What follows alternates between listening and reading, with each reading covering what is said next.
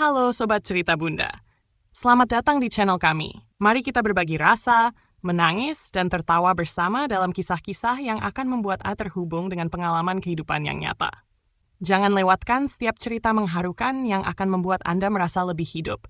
Tekan tombol subscribe sekarang juga dan bergabunglah dengan komunitas Cerita Bunda. Mari kita mulai perjalanan ini bersama-sama. Terima kasih telah bergabung dan selamat menyaksikan. Hari itu seharusnya jadi hari biasa saja. Aku pulang kerja sedikit lebih cepat karena Damar mengirim pesan, memintaku langsung ke rumah orang tuanya. Katanya, Bu Sulastri ingin makan malam bersama kami, biar makin dekat. Begitu alasan yang ia tulis. Aku mengiyakan, meski di dalam hati ada sedikit rasa canggung. Sejak menikah, aku belum terlalu sering menginap atau berkumpul di rumah keluarga Damar. Hubungan kami biasa-biasa saja, tidak hangat, tapi juga tidak sampai bermusuhan. Setidaknya begitu yang kupikir selama ini. Sore itu langit mendung. Aku turun dari ojek online dengan jilbab sedikit miring karena angin. Seragam kerjaku masih rapi. Rumah keluarga Damar tampak megah dibandingkan rumah orang tuaku. Pagar besi tinggi, taman kecil dengan tanaman yang tertata. Aku menarik napas panjang sebelum menekan bel. Tak lama, suara langkah tergesa terdengar dari dalam, lalu pintu pagar dibuka oleh adik Damar, Riri. Mbak Lili, sapanya dengan nada datar. Tatapannya mengamati dari ujung kaki sampai kepala, seolah sedang menilai sesuatu. Tumben kau datang agak sore. Biasanya malam. Damar yang minta aku langsung ke sini habis kerja. Jawabku pelan, mencoba tersenyum ramah. Riri hanya mengangkat bahu. Mas Damar di dalam. Ibu dari tadi sudah ribut nanyain kau. Aku mengangguk. Meski kata-katanya bikin perutku mendadak tegang. Aku mengikuti langkahnya masuk. Begitu melewati ruang tamu, aroma masakan tercium kuat dari arah dapur. Suara panci beradu dan langkah tergesa bersahutan. Dari balik tembok, aku sudah mendengar nama aku disebut. Lili mana? Masa suruh makan bareng saja susah benar. Ibu tuh kalau tidak minta, dia mana mau datang? Suara Bu Sulastri terdengar jelas, tajam memecah udara. Langkahku refleks melambat. Riri menoleh sebentar, melihat ekspresiku, lalu malah berbisik lirih. Makanya, kalau jadi istri itu PK, jangan cuma urus kerjaan sendiri. Komentar itu seperti jarum kecil yang menyentuh kulit. Tak sampai melukai dalam, tapi cukup membuatku perih. Begitu aku muncul di ambang pintu dapur, Bu Sulastri yang sedang mengaduk sayur langsung menoleh. Matanya menyapu wajahku, lalu turun ke pakaian kerjaku. Aku tersenyum kecil. Assalamualaikum, Bu, ucapku. Waalaikumsalam, jawabnya singkat. Tidak ada senyum, tidak ada sambutan hangat. Yang ada hanya pandangan yang seperti sedang mengukur dan menemukan banyak kekurangan. Baru datang? Tanyanya. Padahal jelas-jelas itu pertanyaan yang tidak perlu. Iya, Bu. Habis langsung dari kantor, tadi jalannya agak macet. Jelasku hati-hati. Kantor, kantor, kantor. Gumamnya dengan nada tidak suka. Sering banget kamu pakai alasan kantor. Ibu dulu kerja juga, tapi tidak lupa kewajiban. Masa mau makan bareng keluarga begini saja telat? Aku diam. Tanganku refleks menggenggam tas lebih erat. Aku ingin menjelaskan bahwa jam pulang kerja memang segitu. Bahwa aku sudah berusaha cepat. Tapi nada suaranya membuatku ragu untuk menjawab. Damar yang sejak tadi duduk di kursi dekat meja makan hanya melirik sesaat, lalu menunduk ke ponselnya. Seolah-olah tidak ada apa-apa yang salah. Sini, bantu ibu. Jangan cuma berdiri di situ. Suruh Bu Sulastri kemudian. Aku segera meletakkan tas di kursi ruang makan dan masuk ke dapur. Di meja dapur, ada beberapa mangkuk kosong dan panci besar. Ini sayur, pindahkan ke mangkuk besar yang motif bunga. Yang ini, ayam goreng, susun rapi. Ibu tidak suka lihat makanan berantakan, katanya sambil terus mengaduk. Iya, Bu, jawabku patuh. Aku mulai menuangkan sayur. Uap panas menyentuh wajahku, membuat keringat muncul di pelipis. Dapur itu terasa lebih pengap oleh suasana, bukan hanya oleh kompor yang menyala. Baru beberapa menit aku membantu, komentar lain keluar lagi. Lain kali, kalau ada acara di rumah sini, jangan datang mepet. Kita ini keluarga, bukan tamu. Ibu tidak mau malu kalau ada orang yang lihat menantu datang paling belakangan, kayak cuma numpang lewat. Katanya, tanpa menoleh ke arahku. Aku menelan ludah. Kata-katanya seperti tamparan halus yang menggores harga diriku. Maaf, Bu. Tadi benar-benar macet. Lili usahakan lain kali. Sudah. Potongnya cepat. Ibu tidak minta penjelasan. Ibu cuma tidak suka menantu tidak tahu diri. Aku berhenti sejenak. Sendok sayur di tanganku nyaris terjatuh. Tidak tahu diri. Kata-kata itu menggema di kepalaku. Rasanya seperti ditusuk pelan, berulang-ulang. Aku menoleh pada Damar, berharap ia berkata sesuatu, membelaku, atau sekadar mengalihkan pembicaraan. Namun ia masih di kursi yang sama, matanya tetap pada ponsel. Seolah semua omongan ibunya menguap begitu saja, tidak ada hubungannya dengan dirinya. Mas, panggilku pelan, mencoba mengajak matanya bertemu. HM. Ia menoleh sebentar, hanya untuk sekilas. Iya, sayang. Sudah bantu ibu? Lalu pandangannya kembali ke layar. Ada sesuatu di dalam dadaku yang pelan-pelan runtuh. Menjelang maghrib, semua makanan sudah tertata di meja makan. Nasi hangat, sayur bening, ayam goreng, sambal, lalapan. Di atas meja, semuanya terlihat rapi dan menggugah selera. Di dalam diriku, semuanya berantakan. Kami duduk mengelilingi meja. Bu Sulastri di ujung sebelah kanan. Di sebelahnya ada Pak Harto, suami Bu Sulastri yang lebih pendiam. Damar duduk di sampingku, sementara Riri di seberang. Televisi di ruang tengah menyala, menayangkan sinetron, tapi suaranya kecil. Suasana seharusnya hangat. Tapi udara di ruangan itu dingin dengan tatapan dan nada bicara. Dulu, waktu mantan pacarnya Damar sering ke rumah, dia selalu datang sebelum ibu selesai masak. Ucap Bu Sulastri tiba-tiba, sambil mengambil nasi. Kalimatnya meluncur sangat santai, seolah sedang membicarakan cuaca. Bantu-bantu di dapur, potong bawang, cuci piring. Ibu tidak pernah suruh. Dia sendiri yang sigap. Sendokku berhenti di tengah udara. Aku menoleh pelan, memastikan aku tidak salah dengar. Mantan pacar. Ia menyebutkan itu di meja makan, di depan suamiku, di depanku sebagai istri sah. Riri tertawa kecil, menimpali. Iya, Bu.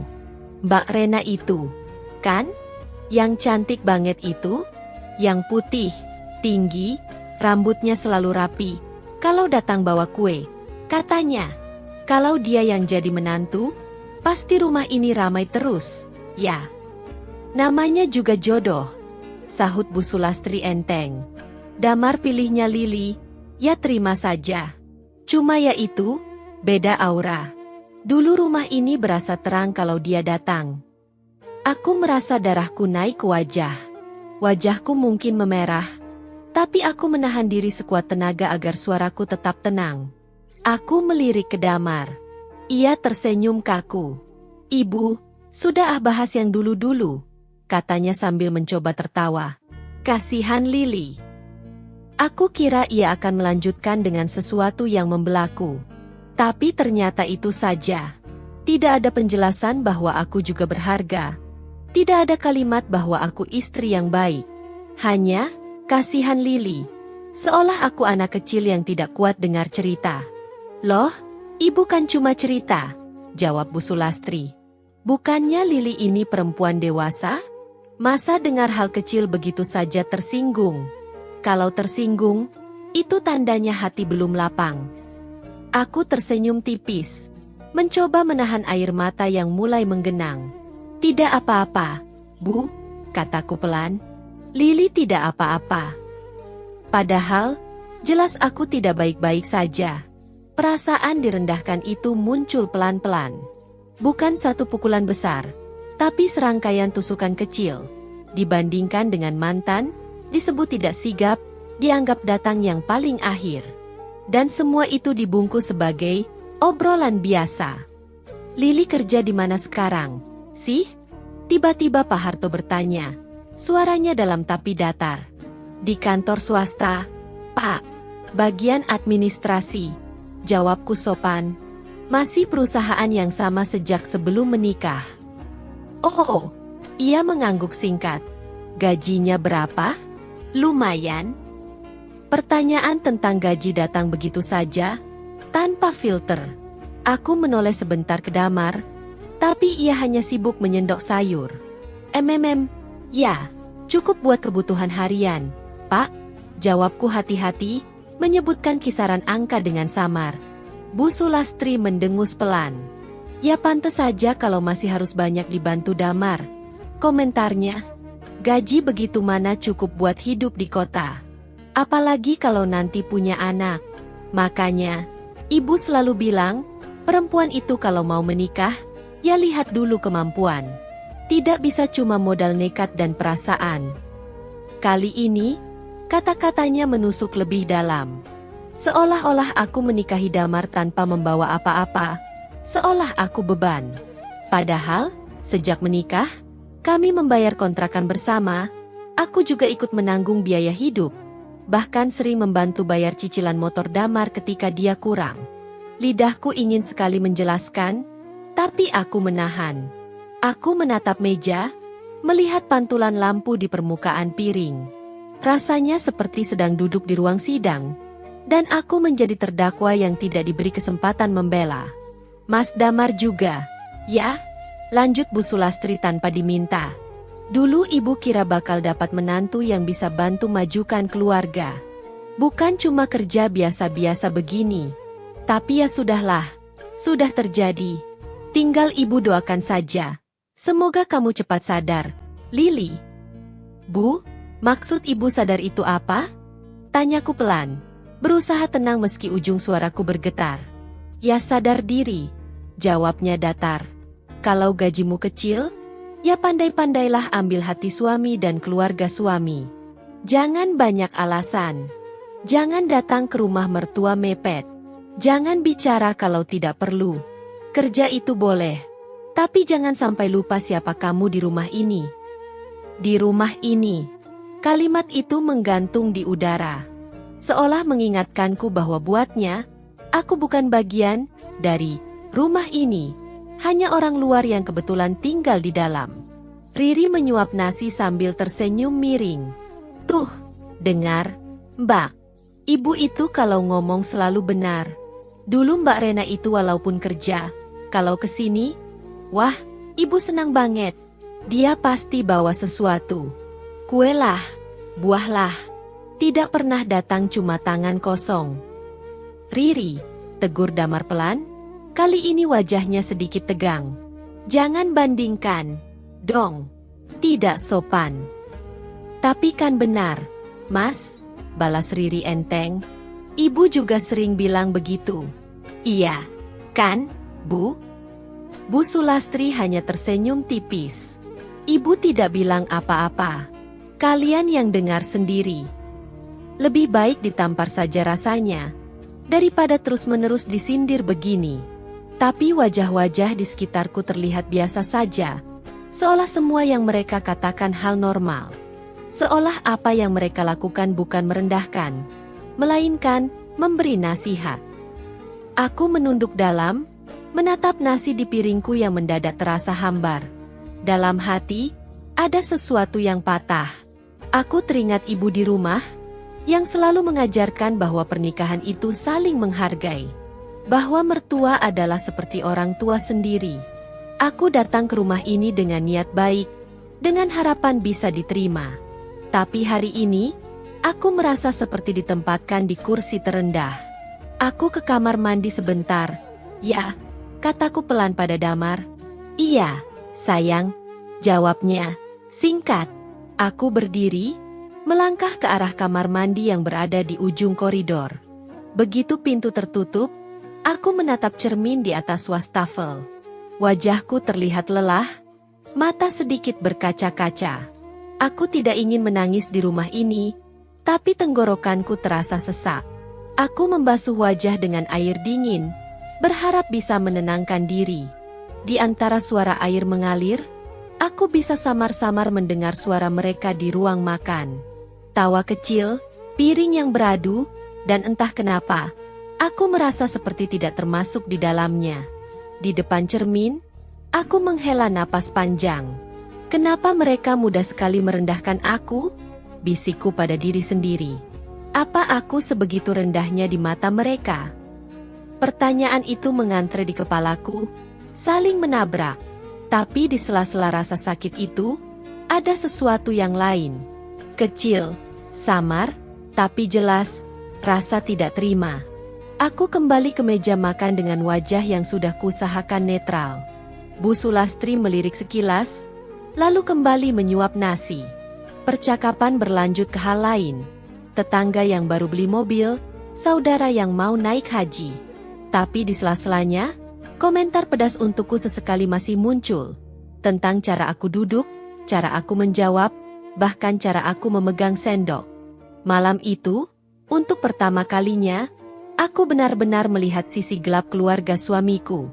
Bukan dalam bentuk teriakan atau kekerasan fisik, tapi lewat tatapan merendahkan, ejekan halus, dan perbandingan dengan perempuan lain yang menurut mereka lebih layak. Dan yang paling menyakitkan adalah satu hal. Damar ada di sana, menyaksikan semuanya, tapi memilih diam. Dalam perjalanan pulang, aku duduk di jok motor Damar sambil memeluk tas di depan dada. Angin malam menyentuh wajahku, tapi dinginnya tidak mengalahkan dingin di dalam hati. Kata-kata Bu Sulastri terngiang terus. Tidak tahu diri. Gaji kecil. Tidak sigap. Beda jauh dengan mantannya. Aku menggigit bibir, menahan perasaan yang campur aduk. Sakit, marah, malu, kecewa. Untuk pertama kalinya sejak aku menikah, aku merasa kecil. Seperti tak punya nilai apa-apa. Namun di balik semua rasa itu, di sudut paling dalam hatiku, sesuatu mulai terbentuk pelan-pelan. Bukan lagi sekadar kesedihan, tapi juga janji yang belum terucap. Malam itu, aku belum berani menyusunnya menjadi kata-kata. Tapi bertahun-tahun kemudian, ketika mengingat hari ini, aku tahu, disinilah luka itu bermula. Di hari ketika harga diriku diremehkan di rumah yang seharusnya kupanggil keluarga. Awalnya hanya rasa perih yang mengendap pelan. Tapi lama-lama ia menjadi semacam jarak yang tidak terlihat antara aku dan rumah mertua. Sayangnya, jarak itu tidak membuatku lebih bebas. Justru sebaliknya, aku seperti semakin terikat pada aturan-aturan yang bukan milikku. Beberapa bulan berikutnya, hidup kami berjalan seperti alur yang sudah diatur orang lain. Aku dan Damar sebenarnya tinggal di kontrakan kecil dekat rumah mertua. Tapi hampir setiap hari kami diwajibkan makan di rumah Bu Sulastri. Kadang alasannya demi kebersamaan, kadang supaya hemat, kadang supaya ibu bisa mengawasi kalian. Kata-kata itu selalu terdengar seperti gurauan, tapi rasanya tidak pernah benar-benar bercanda. Besok jangan masak di kontrakan, kata Bu Sulastri suatu sore lewat telepon. Suaranya jelas, tidak memberi ruang tawar-menawar. Langsung saja ke rumah ibu habis kerja. Ibu sudah masak banyak. Sayang kalau tidak dimakan.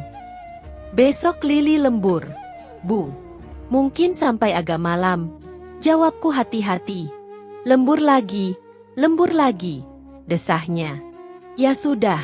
Datang saja setelah lembur. Masa cuma makan bareng keluarga saja tidak sempat? Kamu itu kan istrinya Damar, bukan istrinya kantor. Aku terdiam. Damar yang duduk di sampingku hanya mengangkat bahu. Seolah itu hal biasa. Ya sudah, nanti kami usahakan ke sana habis lembur ya, Bu, katanya ringan, mengambil alih telepon. Iya, Bu. Iya. Damar ikut saja apa kata ibu. Kalimat terakhir itu menancap di kepalaku, Ikut saja apa kata ibu. Seolah-olah kami tidak punya hak untuk menentukan sendiri kapan dan bagaimana kami mau pulang, mau istirahat, mau makan di mana. Seolah pernikahan kami bukan antara dua orang, tapi antara aku dan satu keluarga besar yang sudah lama punya pola sendiri. Di kontrakan kecil kami, keadaannya tidak jauh berbeda. Banyak hal diatur dari luar. Pemilihan furnitur, warna gorden, sampai posisi lemari, semua pernah dikomentari. Gorden warna ini bikin rumah kelihatan sempit. Komentar Bu Sulastri suatu hari saat berkunjung mendadak. Kenapa tidak tanya ibu dulu sebelum beli? Ibu kan sudah pengalaman urus rumah. Aku hanya bisa tersenyum tipis. Waktu itu Lili beli yang sesuai budget saja, Bu. Makanya, kalau gajimu kecil, jangan sok-sokan pilih sendiri. Tanya yang lebih tahu. Balasnya tanpa rasa bersalah. Damar berdiri di dekat jendela, mengamati gorden juga. Iya juga. Ya, Bu. Kok jadi sumpek? Ya. Nanti kalau ada rezeki, kita ganti saja, Lil. Entah kenapa, setiap kali ada kalimat, kita ganti saja, yang aku dengar justru, apa yang kamu pilih selalu salah. Lama-lama aku merasa, di mata mereka, aku ini cuma orang yang kebetulan menikah dengan Damar dan wajib ikut arus. Bukan partner yang diajak bicara untuk menentukan arah. Semua keputusan besar pun selalu melewati rumah mertua. Soal tabungan, rencana beli kendaraan, bahkan rencana punya anak. Jangan dulu hamil. Ya, kalian belum mapan, kata Bu Sulastri suatu kali saat kami duduk bertiga di ruang keluarga. Televisi menyala tapi tak ada yang benar-benar menonton. Aku menoleh pada Damar, terkejut, karena kami baru saja semalam membicarakan keinginan untuk mulai program hamil. Tapi Mas Damar kemarin bilang kalau, kata ibu, jangan dulu. Potongnya. Kamu dengar ibu, kan, Mar? Damar tertawa kecil. Iya, Bu. Kita ikuti saran ibu saja. Nanti kalau kondisi sudah lebih baik, baru anak. Anak itu bukan cuma lucu-lucuan. Lili, tambah Bu Sulastri, kali ini menatap langsung ke wajahku. Kalau kamu mau punya anak, kamu harus siap. Siap waktu, siap mental, siap uang. Jangan sampai nanti merepotkan Damar dan keluarga besar. Ingat, kamu itu apa-apa masih dibantu. Kalimat itu lagi. Dipandu, diingatkan, diikat oleh kontribusi keluarga suami yang seolah tidak pernah boleh dilupakan. Padahal, biaya hidup kami sehari-hari lebih banyak dari gaji kami berdua. Tapi entah bagaimana, versi cerita yang diulang-ulang selalu. Aku yang merepotkan, mereka yang menolong. Perasaan seperti tamu di rumah sendiri mulai mengental. Di kontrakan, aku menata barang-barang dengan hati-hati, tapi selalu merasa mungkin besok ada yang akan mengubahnya. Di rumah mertua, aku duduk di meja makan, tapi kursiku tidak pernah terasa milikku. Di antara semua suara yang begitu keras menentukan, suaraku paling pelan. Kadang, bahkan tidak terdengar sama sekali. Tekanan batin itu muncul pelan-pelan. Suatu malam, setelah kami pulang dari rumah mertua dan Damar tertidur, aku duduk sendirian di ruang tamu kontrakan sambil memandangi dinding kosong. Lampu redup, jam dinding terdengar lebih nyaring dari biasanya. Memang aku ini apa? Ya? Aku berbisik sendiri. Kenapa rasanya seperti numpang di hidup orang lain? Pertanyaan itu membuat dadaku sesak. Aku tahu aku bekerja. Aku ikut membayar kontrakan. Aku mengurus rumah. Aku mengurus Damar sebisanya. Tapi setiap kali aku masuk ke lingkaran keluarganya, semua usahaku terasa menguap. Yang dilihat hanya kekuranganku. Gaji kecil, tidak sigap, tidak pandai mengambil hati, tidak seperti mantannya. Puncak semua itu datang pada suatu hari Minggu, saat keluarga besar berkumpul di rumah mertua untuk syukuran kecil. Salah satu sepupu Damar baru saja diterima kerja, dan Bu Sulastri dengan senang hati mengundang banyak saudara. Rumah ramai, suara tawa dan obrolan bercampur aroma masakan. Aku datang bersama Damar membawa kue yang kubeli dari gajiku sendiri. Kue itu tidak mahal, tapi kupilih yang tampak cantik agar tidak memalukan. Aku berharap, kali ini, kehadiranku bisa sedikit diterima. Setidaknya, aku tidak datang dengan tangan kosong. Begitu masuk, aku langsung disambut beberapa kerabat yang belum terlalu kukenal. Mereka menyapaku biasa saja, ramah seperlunya. Aku membantu di dapur tanpa diminta, memotong buah, menyusun piring, mengisi gelas. Keringat mulai muncul di pelipis, tapi aku senang bisa berguna. Namun, suara itu lagi-lagi datang. Loh, Lili baru datang?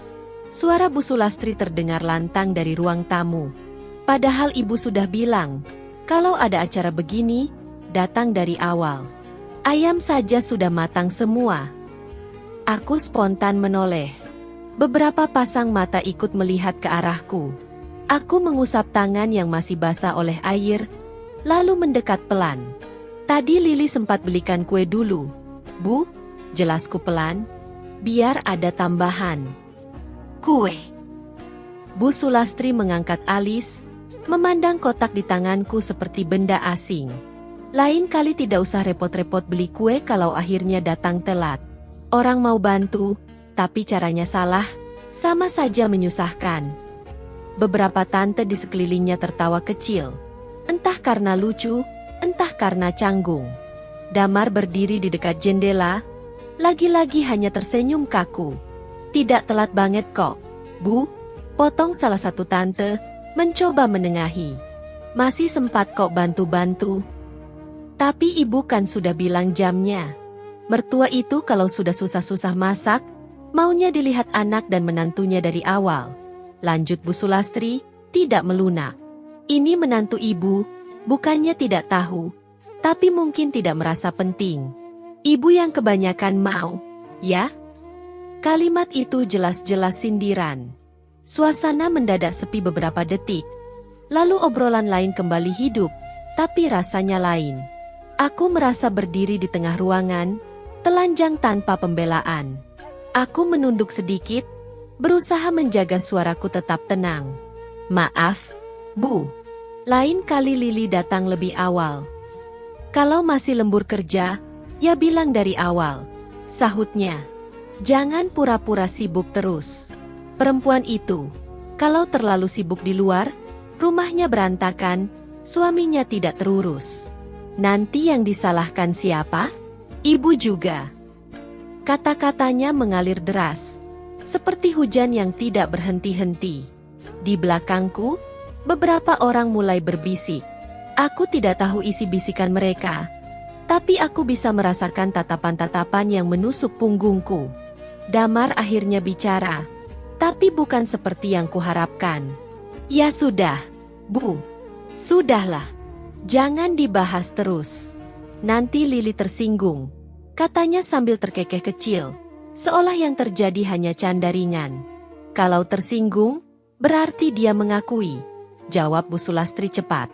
Ibu tidak marah, cuma mengingatkan. Menantu itu harus tahu tempat. Jangan berpikir sudah jadi istri, lalu bebas seenaknya. Aku tersenyum kaku, bahkan ketika rasanya tidak ada lagi sudut bibir yang ingin terangkat. Di dalam hati, aku menelan kata-kata yang ingin keluar, bahwa aku juga manusia, bahwa aku punya perasaan, bahwa aku sudah berusaha.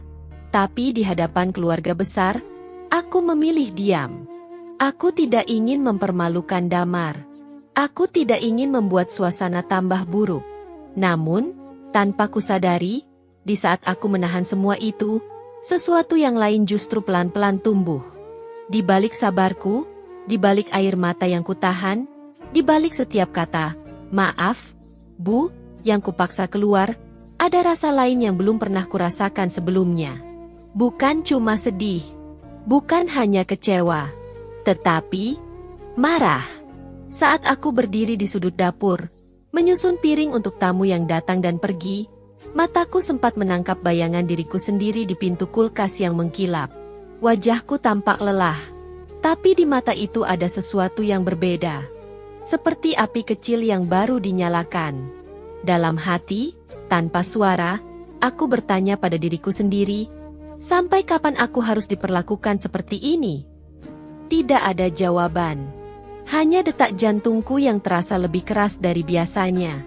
Dan di tengah keramaian keluarga besar yang tertawa, makan, dan saling bercengkerama, aku merasa paling sendirian.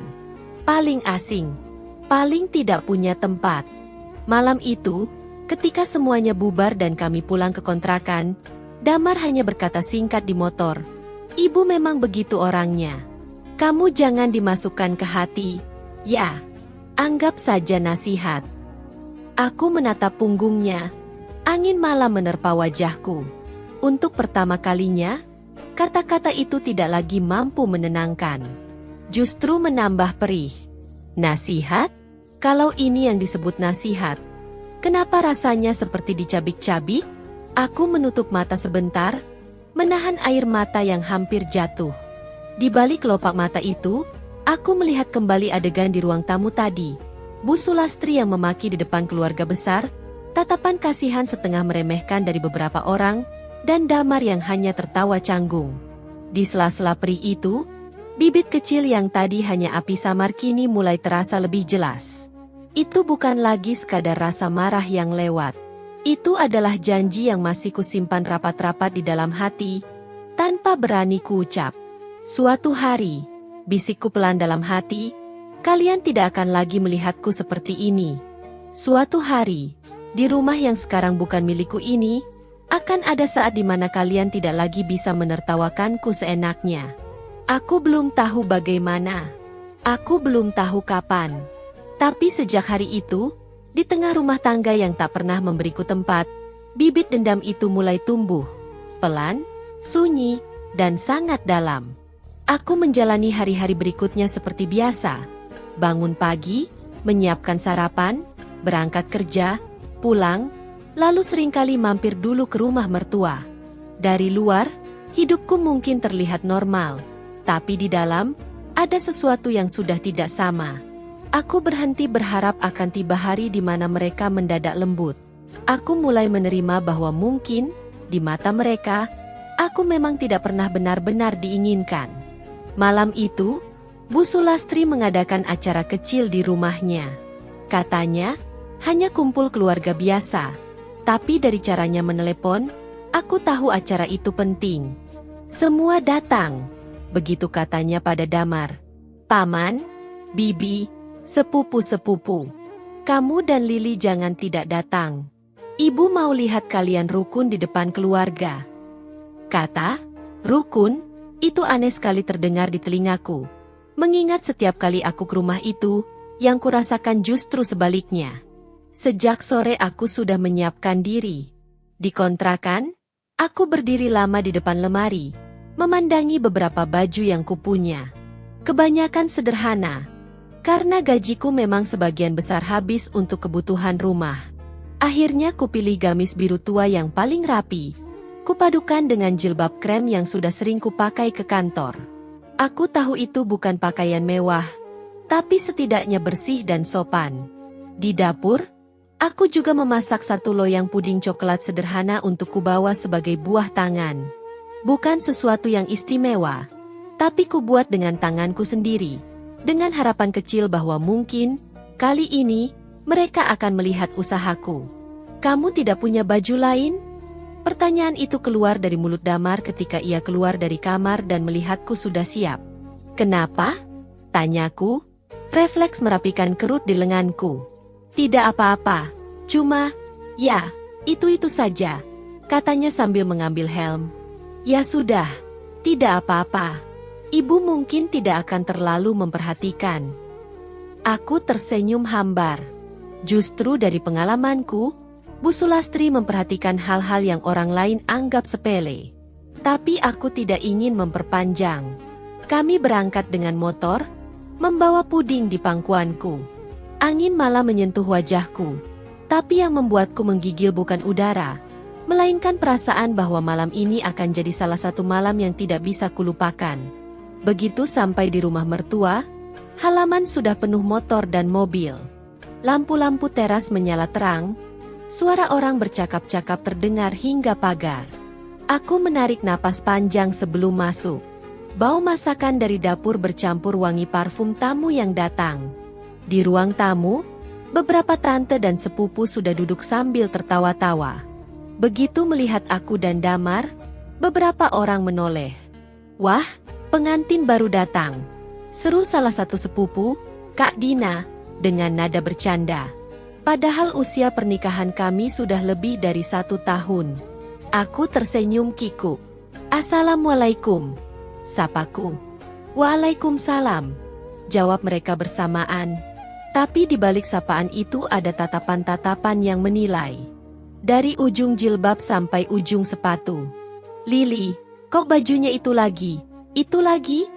bisik Riri pelan, tapi cukup terdengar oleh beberapa orang di dekatnya. Ia menatap gamisku dengan sudut bibir terangkat. "Tidak bosan?" Aku menelan ludah. "Ini yang paling rapi yang Lili punya," jawabku pendek. "Oh, iya," jawab Riri, lalu berpaling pada sepupunya dan terkikik kecil. "Maklum, gajinya kan baru segitu." Kalimat itu seperti duri halus yang masuk pelan-pelan ke kulit. Aku menyerahkan puding pada Bu Sulastri yang sedang sibuk di meja makan, menyusun lauk pauk. "Ini, Bu, Lili bawa puding." Bu Sulastri melirik sekilas. "Puding lagi?" katanya datar. "Kemarin-kemarin juga bawa puding, bukan? Kamu tidak bisa buat yang lain? Risoles cake, pastel cake, jangan puding terus. Anak-anak nanti bosan." "Maaf, Bu," jawabku pelan. "Lili sempatnya buat itu. Bahannya juga." Iya, Ibu tahu, potongnya." "Ya sudah, taruh saja di pojok. Nanti kalau ada yang mau makan, ya dimakan. Kalau tidak, ya sudah. Yang penting niat, kan?" Cara ia mengucapkan, "yang penting niat," membuatku merasa niatku tidak ada harganya sama sekali. Ketika makanan sudah siap, kami semua duduk di meja makan besar. Piring-piring tersusun rapi, gelas-gelas berisi minuman dingin berembun. Topik obrolan awalnya ringan, tentang pekerjaan sepupu yang baru diterima di kantor besar, tentang tetangga yang baru membeli mobil, tentang rencana keluarga jalan-jalan. Aku berusaha ikut tersenyum, meski lebih banyak diam. "Lili, kamu masak apa di rumah biasanya?" tiba-tiba salah satu tante bertanya. Suaranya terdengar lembut, tapi matanya seperti ingin mencari celah. Aku mengambil napas. "Ya, sederhana saja, Tante. Tumis sayur, sup, kadang ayam goreng. Yang gampang-gampang dulu."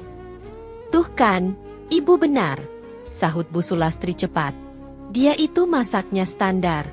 Tidak salah Damar sering mengeluh kalau makanannya itu-itu saja." Aku menoleh cepat ke arah Damar. "Mas sering mengeluh?" tanyaku pelan. Damar terlihat kaget, seperti baru sadar bahwa ibunya bocor terlalu banyak. Ia tertawa canggung. "Enggak, sayang. Ibu lebay. Tapi kamu pernah bilang ke ibu, masakan Lili beda jauh sama yang dulu-dulu, iya kan?" kejar Bu Sulastri, tidak memberi kesempatan. "Ibu tidak lupa. Kamu bilang dulu pernah dekat sama perempuan yang pandai masak. Apa saja bisa." Nah, Ibu jadi ingat. Beberapa orang di meja mulai tertawa kecil. Ada yang menutup mulutnya, ada yang pura-pura sibuk mengambil lauk, tapi jelas mereka mendengar. Aku merasa wajahku panas. "Duh, Bu, jangan bandingkan gitu dong," komentar Kak Dina, tapi dengan nada bercanda. "Nanti Mbak Lili tersinggung. Walaupun ya, kalau dengar cerita Mas Damar, mantannya itu kayaknya jago banget." Ia tertawa lagi, diikuti yang lain. "Sudahlah, orang yang sudah berlalu jangan diungkit," sahut seorang tante lain sambil tersenyum. "Kasihan Lili nanti, merasa tidak cocok." Kata, "tidak cocok," itu melesat seperti pisau.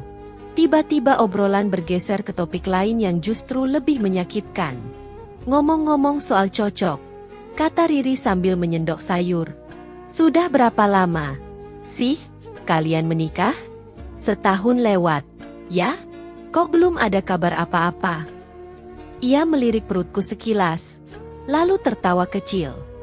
Aduh, ini anak satu ini, tegur tante setengah bercanda. Bahas-bahas soal anak, hati-hati. Tapi memang, ya, biasanya kalau pasangan itu cocok, cepat dapat momongan. Aku menunduk, telapak tanganku berkeringat. Kami belum program serius, tante, jawabku pelan. Dokter juga bilang tidak ada masalah besar, mungkin waktunya belum. Tapi kadang bukan masalah dokter. Loh, selabu Sulastri. Kadang memang dari orangnya. Ada perempuan yang memang tidak cocok untuk seseorang. Bukan cuma fisik, tapi juga cara hidupnya, cara ibadah, cara melayani suami. Kalau itu tidak klop, ya, rezeki anak juga kadang tertahan. Hening beberapa detik. Kalimat itu menggantung di udara, berat sekali. Seolah-olah jika sampai hari ini aku belum hamil, berarti ada yang salah denganku. Seolah Tuhan menahan rezeki anak karena aku kurang baik sebagai istri. Dan semua itu diucapkan di depan banyak orang, tanpa sedikit pun rasa sungkan. Damar menyibukkan diri dengan ayam gorengnya, pura-pura tidak dengar. Tangannya berhenti sebentar, tapi mulutnya tetap mengunyah. Lili, kamu tidak apa-apa? Salah satu tante bertanya, mungkin melihat wajahku yang mulai pucat. Aku memaksa senyum. Tidak apa-apa, tante. Namanya juga belum rezeki. Lili percaya, kalau Tuhan mau kasih, pasti datang waktunya. Bagus kalau kamu masih bisa bicara begitu, kata Bu Sulastri, tapi bukan dalam nada memuji. Cuma ibu bilang, sambil menunggu itu, perbaiki diri. Jangan kebanyakan kerja di luar. Lihat rumah, lihat suami. Kalau kamu sibuk terus, kamu pikir malaikat suruh bayi turun sendirian? Tawa meledak lagi di meja. Tawa ringan yang bagi mereka mungkin hanya bumbu obrolan, tapi bagiku seperti bunyi piring yang pecah. Aku menatap piring nasi di depanku, tapi isinya tidak lagi terlihat jelas. Mataku memanas. Dadaku sesak. Aku melirik Damar sekali lagi, berharap ia akan berkata sesuatu. Apa saja. Sudah, Bu. Atau, jangan begitu, Bu. Atau, Lili sudah cukup baik, Bu. Tapi yang kulihat hanya suamiku yang berpura-pura sibuk memindahkan lauk dari satu piring ke piring lain. Pura-pura tidak mendengar. Pura-pura tidak melihat istrinya sedang direndahkan di depan keluarganya sendiri. Pada saat itu, sesuatu di dalam diriku benar-benar runtuh. Bukan hanya karena kata-kata Bu Sulastri, bukan hanya karena tawa keluarga besar, tapi karena diamnya Damar. Diam yang lebih bising daripada teriakan. Diam yang mengatakan, aku tidak akan ada di pihakmu. Aku menghabiskan malam itu dengan senyum kaku, mengangguk pada tiap nasihat, tertawa kecil di sela-sela obrolan yang menyakitkan. Tapi di dalam, aku seperti retak. Halus, hampir tak terlihat, tapi nyata. Pulang dengan motor, aku duduk di belakang Damar tanpa berkata apa-apa. Ia sempat mengajak bercanda, tapi suaranya seperti jauh sekali. Aku hanya mengeluarkan jawaban pendek-pendek. Sesampainya di kontrakan, Damar langsung mandi, lalu menyalakan televisi. Seolah malam tadi hanyalah kumpul keluarga biasa. Seolah tidak terjadi apa-apa. Seolah aku tidak baru saja disudutkan tanpa bela. Aku masuk ke kamar, menutup pintu pelan. Di sana, di ruangan kecil yang sunyi, aku duduk di tepi ranjang dan akhirnya membiarkan air mataku jatuh. Tapi kali ini, tangisku berbeda. Bukan lagi tangis orang yang berharap ada yang datang memeluk dan berkata, "Sudah, kamu tidak apa-apa." Ini tangis yang datang bersama kesadaran pahit. Aku sendirian. Pelan-pelan, di antara isak dan kelelahan, pikiranku mulai jernih dengan cara yang menakutkan. Malam ini, lebih dari malam-malam sebelumnya, aku benar-benar mengerti satu hal. Tidak ada yang akan menyelamatkanku dari luka-luka ini. Bukan Damar. Bukan siapapun di keluarganya. Kalau aku tetap tinggal dan diam, aku akan habis pelan-pelan. Kalau aku ingin berhenti diinjak, satu-satunya orang yang harus berdiri untukku adalah diriku sendiri.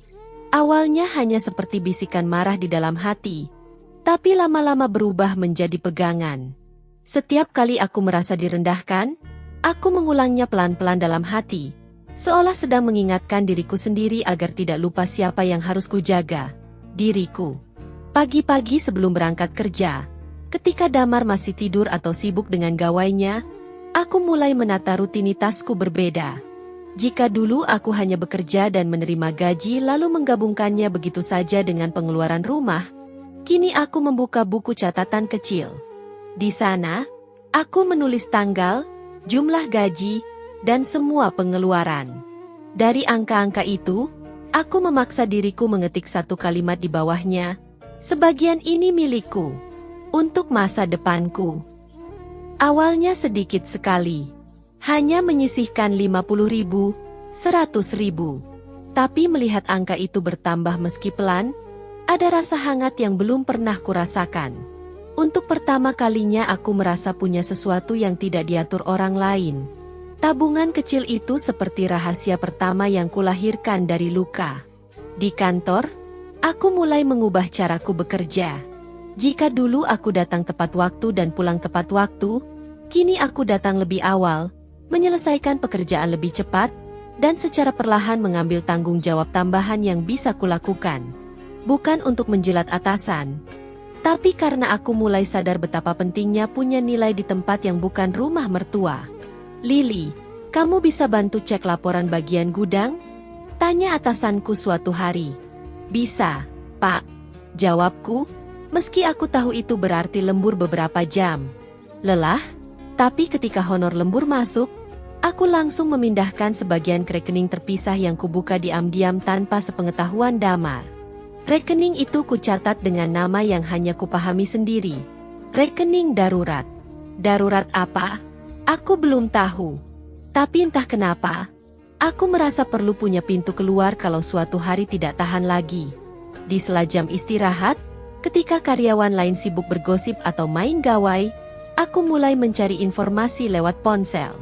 Tentang apa itu aset, bagaimana sistem kepemilikan rumah, apa bedanya nama yang tercantum di sertifikat dengan hanya ikut bayar. Aku membaca artikel sederhana tentang pernikahan dan harta bersama, meski bahasa hukumnya kaku dan membuat kepala pening. Pelan-pelan, aku mengerti satu hal. Kalau aku terus membiarkan semua atas nama Damar atau keluarganya, dan kalau suatu hari sesuatu terjadi, aku bisa benar-benar keluar dengan tangan kosong. Aku juga mulai menonton video pendek tentang pengelolaan uang, tentang pentingnya dana darurat, tentang perempuan yang harus punya pegangan. Mungkin dulu aku akan menganggap semua itu berlebihan. Tapi setelah semua perlakuan yang kuterima, aku sadar, tidak ada yang berlebihan ketika menyangkut keselamatan diri. Suatu malam, ketika Damar tertidur lebih dulu di sampingku, aku berbaring menatap atap dan pelan-pelan membuat daftar di ponsel. Punya tabungan sendiri minimal 6 bulan biaya hidup. Paham dokumen apa saja yang penting. KTP, kartu keluarga, buku nikah, NPWP. Mengerti posisi. Rumah kontrakan atas nama siapa, motor atas nama siapa, tabungan bersama ada di mana. Pelan-pelan, cari penghasilan sampingan. Daftar itu tampak seperti rencana kecil yang sederhana. Tapi bagiku, itu seperti membangun pagar di sekitar diri yang selama ini terbuka lebar diinjak orang. Kesempatan datang ketika salah satu rekan kantor yang punya usaha kecil mencari orang untuk membantu mengurus pembukuan toko online-nya. Pekerjaannya bisa dilakukan dari rumah, hanya butuh laptop dan internet. Honornya memang tidak besar, tapi cukup menambah sedikit demi sedikit tabunganku. "Lil, kamu yakin kuat? Kerja di kantor saja sudah capek." Komentar Damar ketika sekali waktu ia melihatku masih menatap layar laptop selepas Isya. "Aku kuat, Mas," jawabku sambil tersenyum tipis. "Lagi pula, lumayan buat tambah-tambah. Biar nanti kalau butuh sesuatu, tidak semua dari Mas." Damar tertawa pendek. "Lah, Selama ini juga tidak semua dari aku. Banyak dari ibu juga. Komentarnya menohok, tapi aku hanya mengangguk, menyimpan setiap kata di ingatan. Alasan lain untuk mempercepat langkahku. Perlahan-lahan, jadwalku padat. Pagi sampai sore di kantor, malam beberapa jam mengerjakan pembukuan, di sela-sela itu tetap mengurus rumah. Tubuhku capek, tapi ada bagian di dalam diriku yang justru terasa lebih hidup. Luka yang dulu hanya membuatku menangis sekarang menjadi bahan bakar. Setiap kali teringat ucapan Bu Sulastri soal gajiku yang kecil, soal aku yang tidak tahu diri, tanganku justru semakin cepat mengetik angka-angka di file Excel. Selain soal uang, aku juga mulai belajar soal batas. Jika dulu setiap undangan makan malam ke rumah mertuaku terima tanpa banyak bertanya, kini aku mulai berani menata cara jawabku. Tidak frontal, tapi jelas. Besok ke rumah ibu. Ya, bantu bersih-bersih, kata Bu Sulastri lewat telepon suatu sore. Besok Lili lembur. Bu, ada pekerjaan yang harus selesai. Kalau Lili tidak bisa membantu bersih-bersih, Lili bisa datang setelahnya bawa makanan saja. Bagaimana? Tanyaku pelan, tapi tidak lagi dengan nada 100% pasrah. Lembur lagi? Keluhnya. Kerja terus. Rumah kapan dipikir? Lili juga pikir rumah. Bu, jawabku. Lili kerja juga untuk rumah ini. Tapi Lili akan tetap usahakan datang, meski sedikit terlambat. Jawaban itu mungkin terdengar biasa bagi orang lain, tapi bagiku itu langkah kecil yang besar. Untuk pertama kalinya, aku menegakkan sedikit punggungku di hadapan mertua, tanpa langsung berkata, "Iya, Bu, untuk semua hal." Aku bisa merasakan nadanya di ujung telepon tidak senang, tapi aku memilih tetap pada keputusanku. Pelan-pelan, aku juga mulai memperhatikan dokumen-dokumen di rumah. Buku nikahku simpan di tempat yang hanya ku ketahui, bukan lagi di laci televisi yang sering dibuka tutup sembarang. Fotokopi KTP dan kartu keluarga ku buat rangkap dan kuselipkan di map khusus. Bahkan, aku sampai memotret beberapa dokumen penting dan menyimpannya di email pribadiku. Bukan untuk lari besok, tapi karena aku ingin siap jika suatu hari keadaan memaksaku bergerak. Kadang-kadang, di malam yang sepi, rasa bersalah datang. Apakah aku jahat karena mulai menyusun semuanya sendiri tanpa sepengetahuan Damar? Apakah ini artinya aku tidak lagi percaya suami? Tapi setiap kali pertanyaan itu menekan, otakku memutar lagi satu demi satu adegan.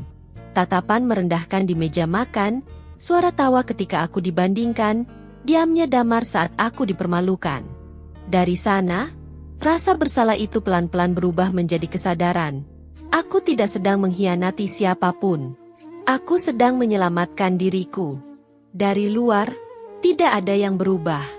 Bu Sulastri mungkin masih melihatku sebagai menantu yang bisa diatur.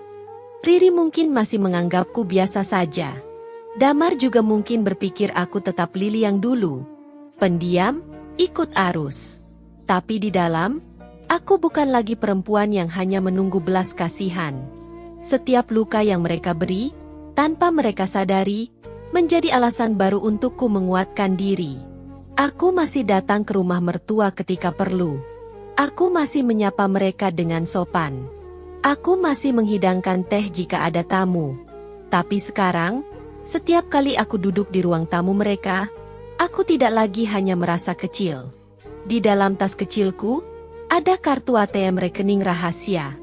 Di dalam kepalaku, ada kumpulan informasi tentang hukum pernikahan dan harta bersama. Di dalam hatiku, ada janji yang semakin jelas bentuknya. Suatu hari, aku tidak akan lagi berada di kursi terendah di ruangan ini. Mereka mengira aku tetap sama. Padahal perlahan, luka yang kupendam sudah berubah menjadi kekuatan.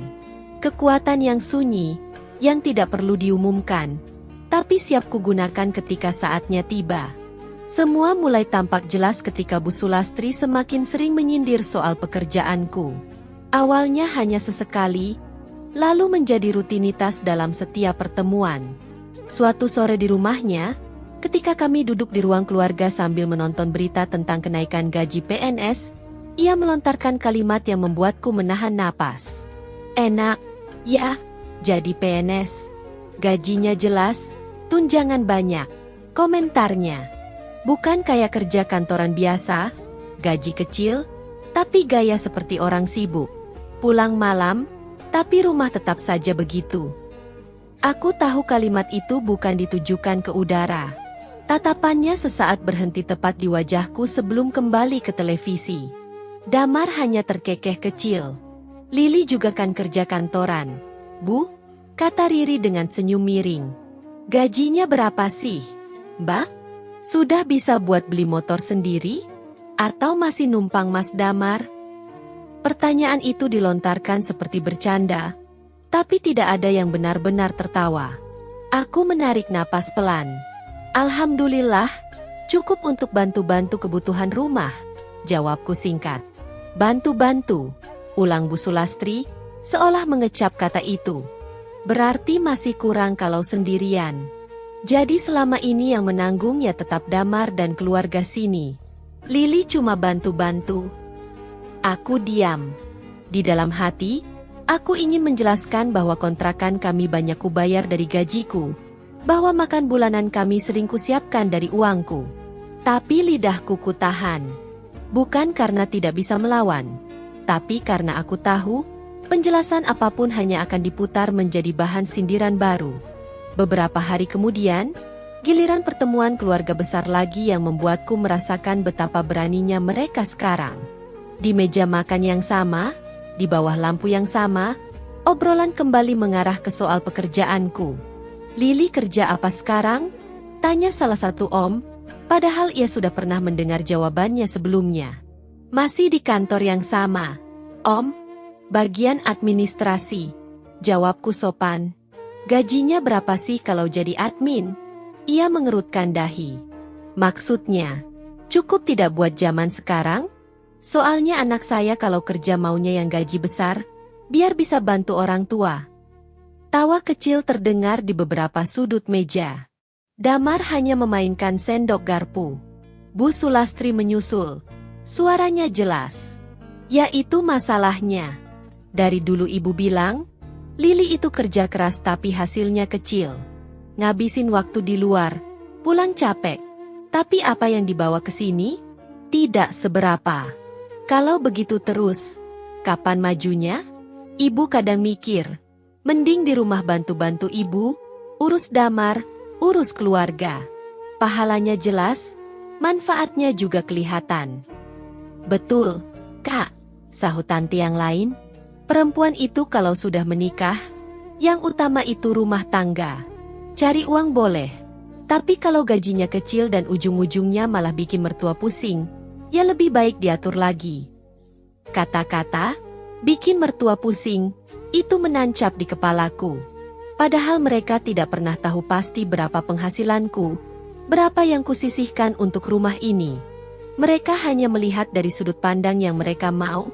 Aku beban, mereka penolong. Seusai makan, ketika tamu lain mulai beranjak, Bu Sulastri memintaku duduk di ruang tamu. Damar ikut duduk di sampingku, Riri di kursi sebelah, seperti sedang menghadiri rapat kecil. Ibu mau bicara serius, buka Bu Sulastri tanpa basa-basi.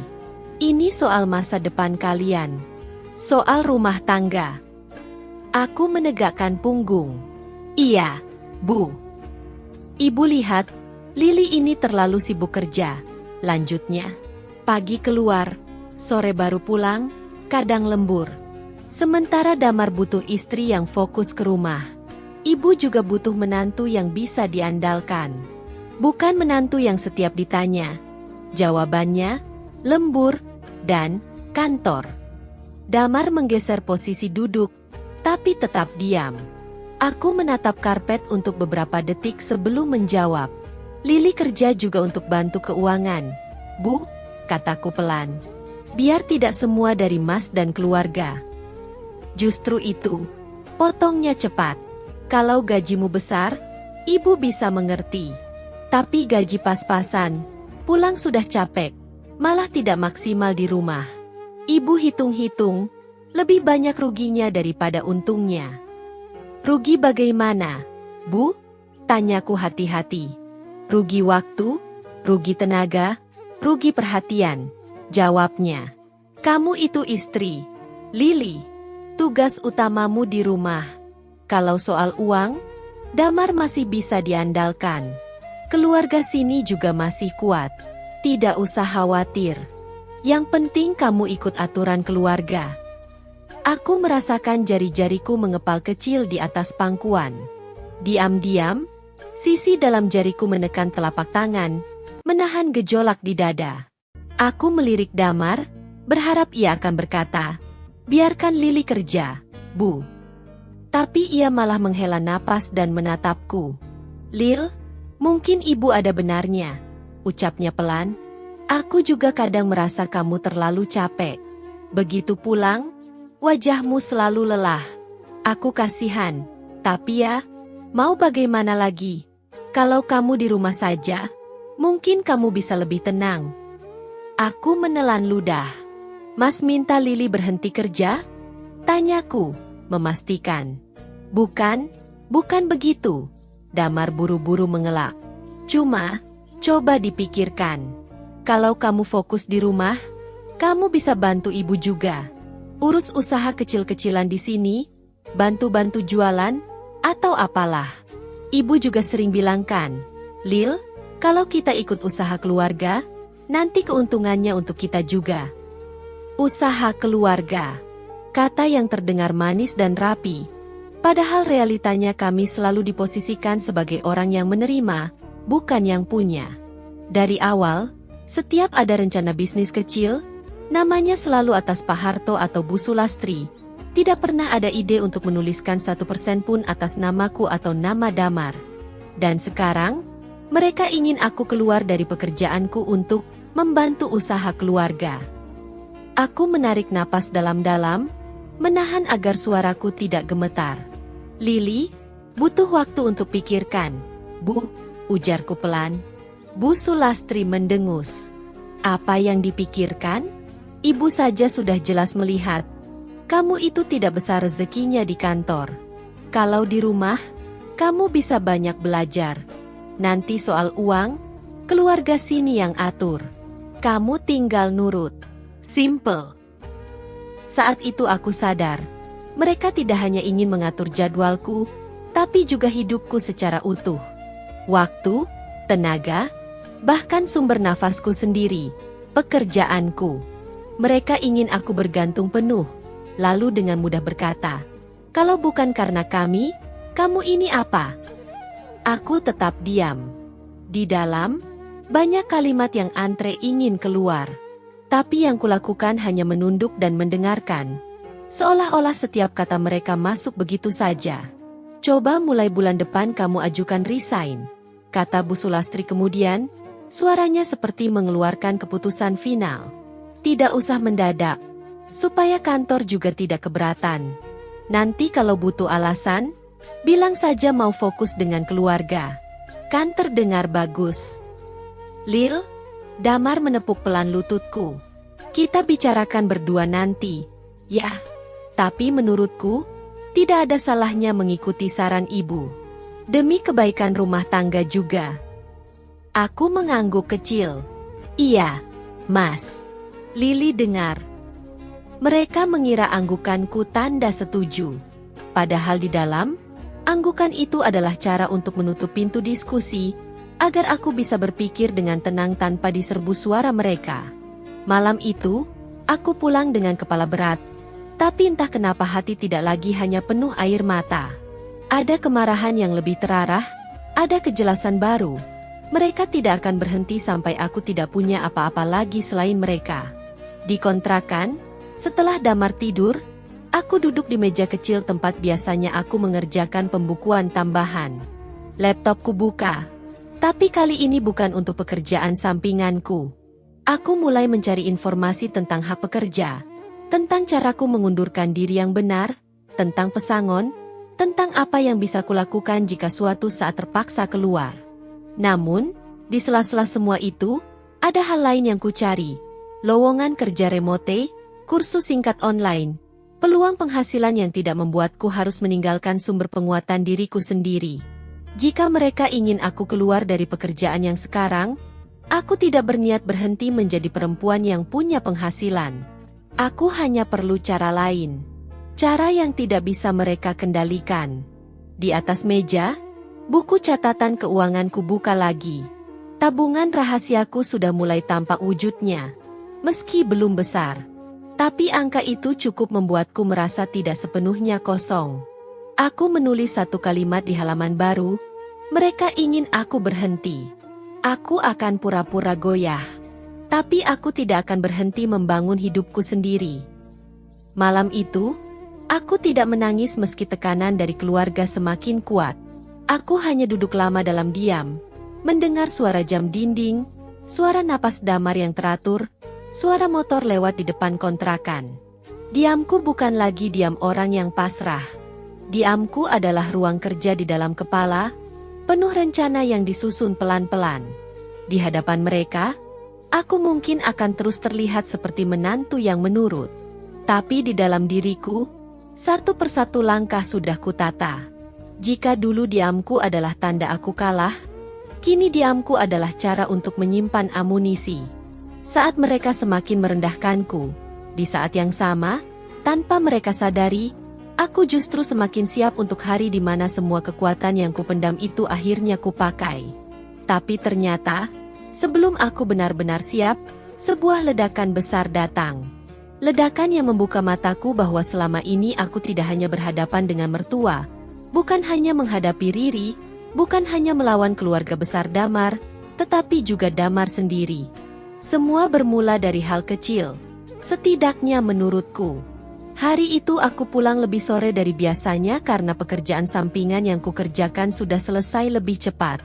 Ketika tiba di kontrakan, Damar tidak ada. Motor juga tidak ada. Aku menaruh tas, mandi sebentar, lalu memasak mie instan karena perutku kosong sejak siang. Baru setengah duduk, ponselku bergetar. "Lili, ke rumah ibu sekarang." Suara Damar terdengar pendek, datar, dan dingin. Tidak seperti biasanya. "Kenapa, Mas?" tanyaku pelan. "Ibu marah." "Kamu cepat ke sini," katanya. Tanpa menjelaskan apapun, ia mematikan telepon. Aku berdiri dengan dada yang mulai sesak. Kukunci pintu kontrakan, lalu berjalan cepat ke rumah mertua yang hanya berjarak beberapa gang. Jalanan gelap, suara TV dari rumah-rumah terdengar samar. Semakin dekat ke rumah mertua, langkahku semakin berat. Begitu masuk halaman, suasananya tidak seperti biasanya. Lampu rumah menyala terang, tapi udara terasa dingin, seperti ruangan penuh orang yang menunggu seseorang untuk diserang. Benar saja. Di ruang tamu, Bu Sulastri duduk dengan wajah gelap, tangan bersedekap. Riri berdiri dengan wajah puas, seolah siap menonton drama. Dan Damar, duduk di samping ibunya dengan wajah yang tidak bisa kubaca. "Assalamualaikum," sapaku pelan. "Duduk," kata Bu Sulastri tanpa menoleh. Suaranya tegas, seperti hakim yang memanggil terdakwa. Aku duduk perlahan, menangkupkan jemari agar tidak terlihat gemetar. "Lili," mulai Bu Sulastri, "ibu mau tanya, apa maksudmu bikin keluarga ini tidak nyaman? Apa maksudmu bikin ibu malu di depan keluarga besar?" Aku mengerutkan dahi. "Maksudnya Lili apa, Bu?" Lili tidak paham. "Pura-pura tidak paham," bentaknya, membuatku kaget. "Tadi siang, tante-tante pada kumpul lagi. Mereka bilang kamu cerita soal keluarga ini. Katanya kamu merasa ditekan, katanya kamu sering disindir. Kamu bilang kamu tidak bahagia di rumah sini." Aku terdiam. Tidak percaya. Bagaimana bisa? Aku tidak pernah bilang apapun kepada siapapun. Tidak pernah membicarakan mertua kepada orang luar. "Bu, Lili tidak pernah cerita begitu. Lili tidak tahu siapa yang bilang. Tapi Lili tidak pernah." "Sudahlah," potongnya keras. "Ibu tidak bodoh. Kalau bukan kamu yang bilang, siapa lagi? Masa tante-tante itu bohong semua?" Riri ikut menimpali, dengan nada yang dibuat seolah-olah peduli. "Mbak, kamu itu kalau punya masalah jangan diumbar ke orang luar, dong. Jelek jadinya. Tadi Tante Wati bilang kamu sampai nangis cerita kalau ibu terlalu keras." Aku memandang Riri lama. Wajahnya jelas, ada sesuatu yang sengaja ia lakukan. Mungkin ia yang memutarbalikkan cerita. Mungkin ia yang ingin aku semakin terlihat buruk. Tapi sebelum aku bisa menjelaskan, Damar sudah bicara duluan. "Lili," katanya dengan nada menahan kesal, "kenapa kamu begitu? Kenapa bikin ibu malu?" Aku terdiam. Kata-katanya seperti batu besar yang dijatuhkan ke dada. "Mas," suaraku bergetar, "Lili tidak pernah cerita ke siapapun." "Tapi orang bilang kamu cerita," bentak Damar. "Masa semuanya bohong? Kok aneh, orang yang bilang banyak, tapi kamu satu-satunya yang menyangkal." Aku memandangnya, mencari sedikit saja kepercayaan di matanya. Tapi tidak kutemukan apa-apa. Yang kulihat hanya suami yang lebih percaya gosip keluarga daripada istrinya sendiri. "Mas tidak percaya Lili?" tanyaku pelan. Damar menghela napas panjang, lalu berdiri. "Yang aku tahu, kamu akhir-akhir ini berubah. Kamu suka jawab seenaknya. Kamu tidak hormat sama ibu. Kamu kerja terus sampai lupa rumah. Kamu itu bikin ibu tidak nyaman." Kalimat itu seperti pisau yang menusuk jantungku dari belakang. "Lupa rumah?" ulangku. "Mas, Lili kerja juga untuk rumah. Untuk masa depan." "Untuk apa? Gaji kecil begitu," seru Bu Sulastri. "Ujung-ujungnya tetap keluarga ini yang mesti bantu. Kamu itu kalau kerja tapi hasilnya tidak seberapa, ya percuma. Lebih baik di rumah saja." "Lili kan sudah bilang, Lili kerja bukan cuma soal uang," jawabku, berusaha menahan suara agar tidak pecah. "Lili ingin punya pegangan. Lili ingin tidak sepenuhnya bergantung." "Apa itu salah, Bu?" "Salah," bentak Bu Sulastri. "Selama kamu hidup di keluarga ini, kamu harus ikut aturan keluarga ini. Kamu bukan anak kos di kamar sendiri." Damar menambahkan, "Dan kamu jangan buat cerita yang bikin ibu malu. Kalau kamu ada masalah, bicara ke aku, bukan ke orang luar." Aku menatapnya, mataku perlahan panas. "Lili bicara apa? Lili tidak cerita apapun." "Sudah," ujar Damar lebih keras. "Jangan ngeles. Ibu sudah malu karena kamu." Kalimat itu menghantamku keras. Aku berdiri pelan. "Mas malu? Karena Lili?" "Iya, karena kamu tidak bisa jaga nama baik keluarga." Dalam satu tarikan napas, aku akhirnya mengerti segala hal yang selama ini kutolak untuk percaya. Damar tidak hanya diam ketika aku dihina. Ia juga setuju dengan perlakuan itu. Ia juga percaya bahwa aku adalah masalah. Ia juga merasa tidak nyaman punya istri seperti diriku. Bu Sulastri mendengus puas melihatku terpukul. "Mulai malam ini, kalau kamu masih ingin diterima di rumah ini, hentikan kerja yang tidak berguna itu. Fokus pada suamimu, fokus pada mertua. Jangan bikin repot keluarga lagi." Riri menyeringai kecil, seolah kemenangan sudah jelas. Aku berdiri, menahan agar lututku tidak goyah. "Baik, Bu," ujarku pelan. "Kalau itu yang Bu mau, Lili dengar." Damar tampak sedikit lega, seperti merasa sudah menertibkan istrinya. Tapi ia tidak sadar bahwa di balik ketenanganku yang tampak, sesuatu di dalam diriku benar-benar patah. Bukan patah karena takut, bukan patah karena sakit, tapi patah yang membebaskan. Patah yang membuatku berhenti berharap pada siapapun di ruangan itu. Aku berjalan keluar rumah mertua dengan langkah pelan, tapi pasti. Suara-suara keras dari dalam masih terdengar samar. Tapi di luar rumah, udara lebih dingin, lebih jernih. Cahaya lampu jalan menyinari wajahku, dan untuk pertama kalinya, aku merasa tidak ada lagi yang perlu kutahan. Di tikungan gang menuju kontrakan, aku berhenti sejenak.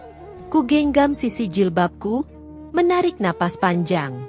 Air mata menetes, tapi bukan karena sedih, bukan karena kecewa, melainkan karena akhirnya aku melihat dengan sangat jelas apa yang selama ini tidak ingin kuakui. Damar bukan sekutuku. Ia adalah bagian dari mereka, bagian dari masalah. Dan malam itu, di bawah lampu jalan yang redup, aku menutup mata dan berkata dalam hati, pelan tapi tegas, seolah mengucapkan sumpah. Suatu hari, kalian semua akan berlutut. Jika dulu aku menanggung semua hinaan sambil berharap seseorang dari mereka akan menyadari kesalahannya, kini aku tahu, tidak ada yang perlu kusenangkan selain diriku sendiri.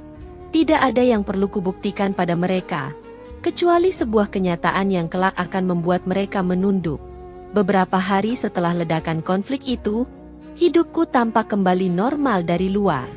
Tapi dalam diriku, sesuatu bergerak cepat, tajam, dan diam.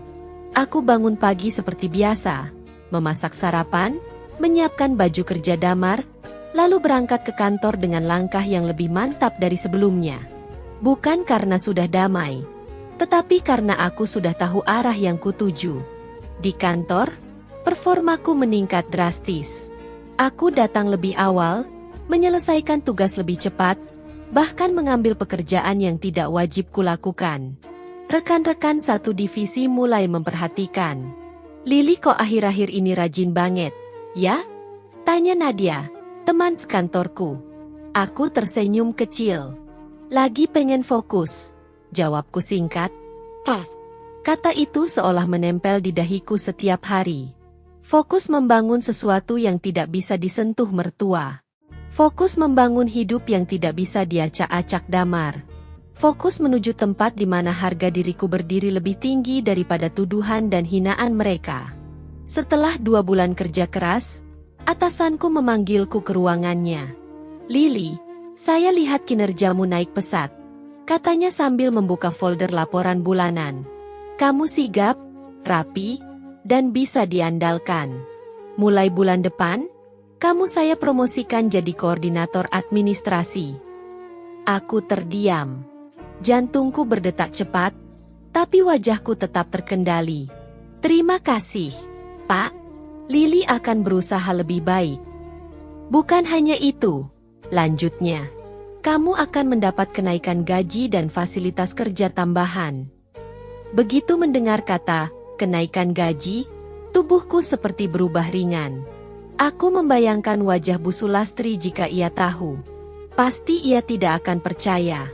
Pasti ia bilang semua itu kebetulan. Pasti ia tetap meremehkan.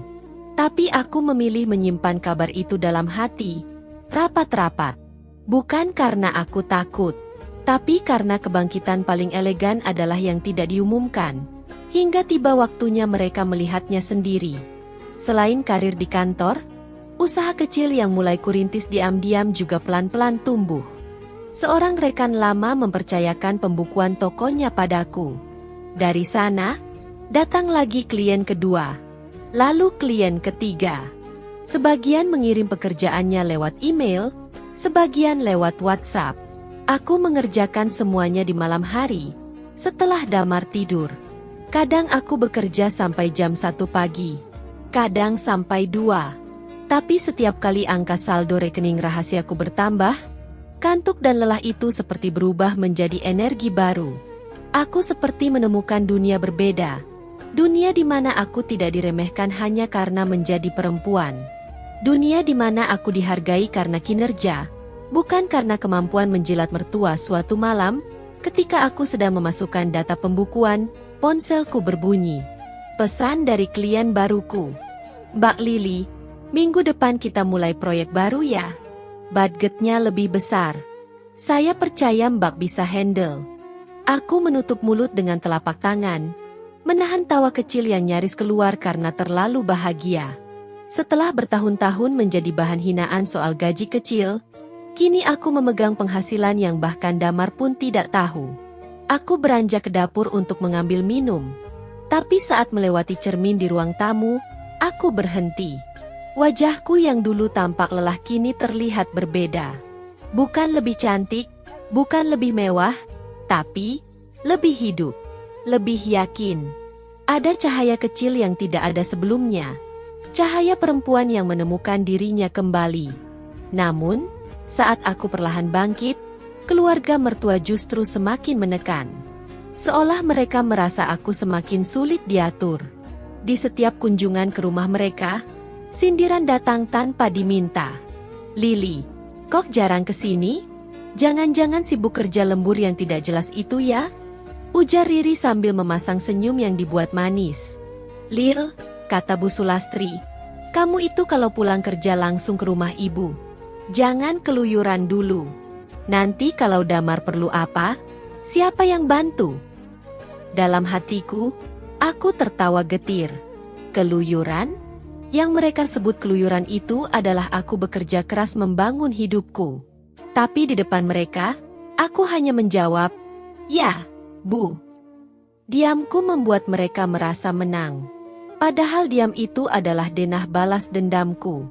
Suatu hari Minggu, ketika aku, terpaksa, datang ke rumah mertua untuk makan siang, percakapan mereka lebih menusuk dari biasanya. Di meja makan, Bu Sulastri memandangku dari ujung rambut sampai ujung kaki. "Baju kamu itu lagi? Kamu itu istri Lily. Ayolah, dirapikan penampilan. Lihat anak-anak muda zaman sekarang. Cantik, wangi, cakep. Tidak seperti, ya begitulah." Tawa kecil terdengar dari arah Riri dan paman-paman yang mendengar.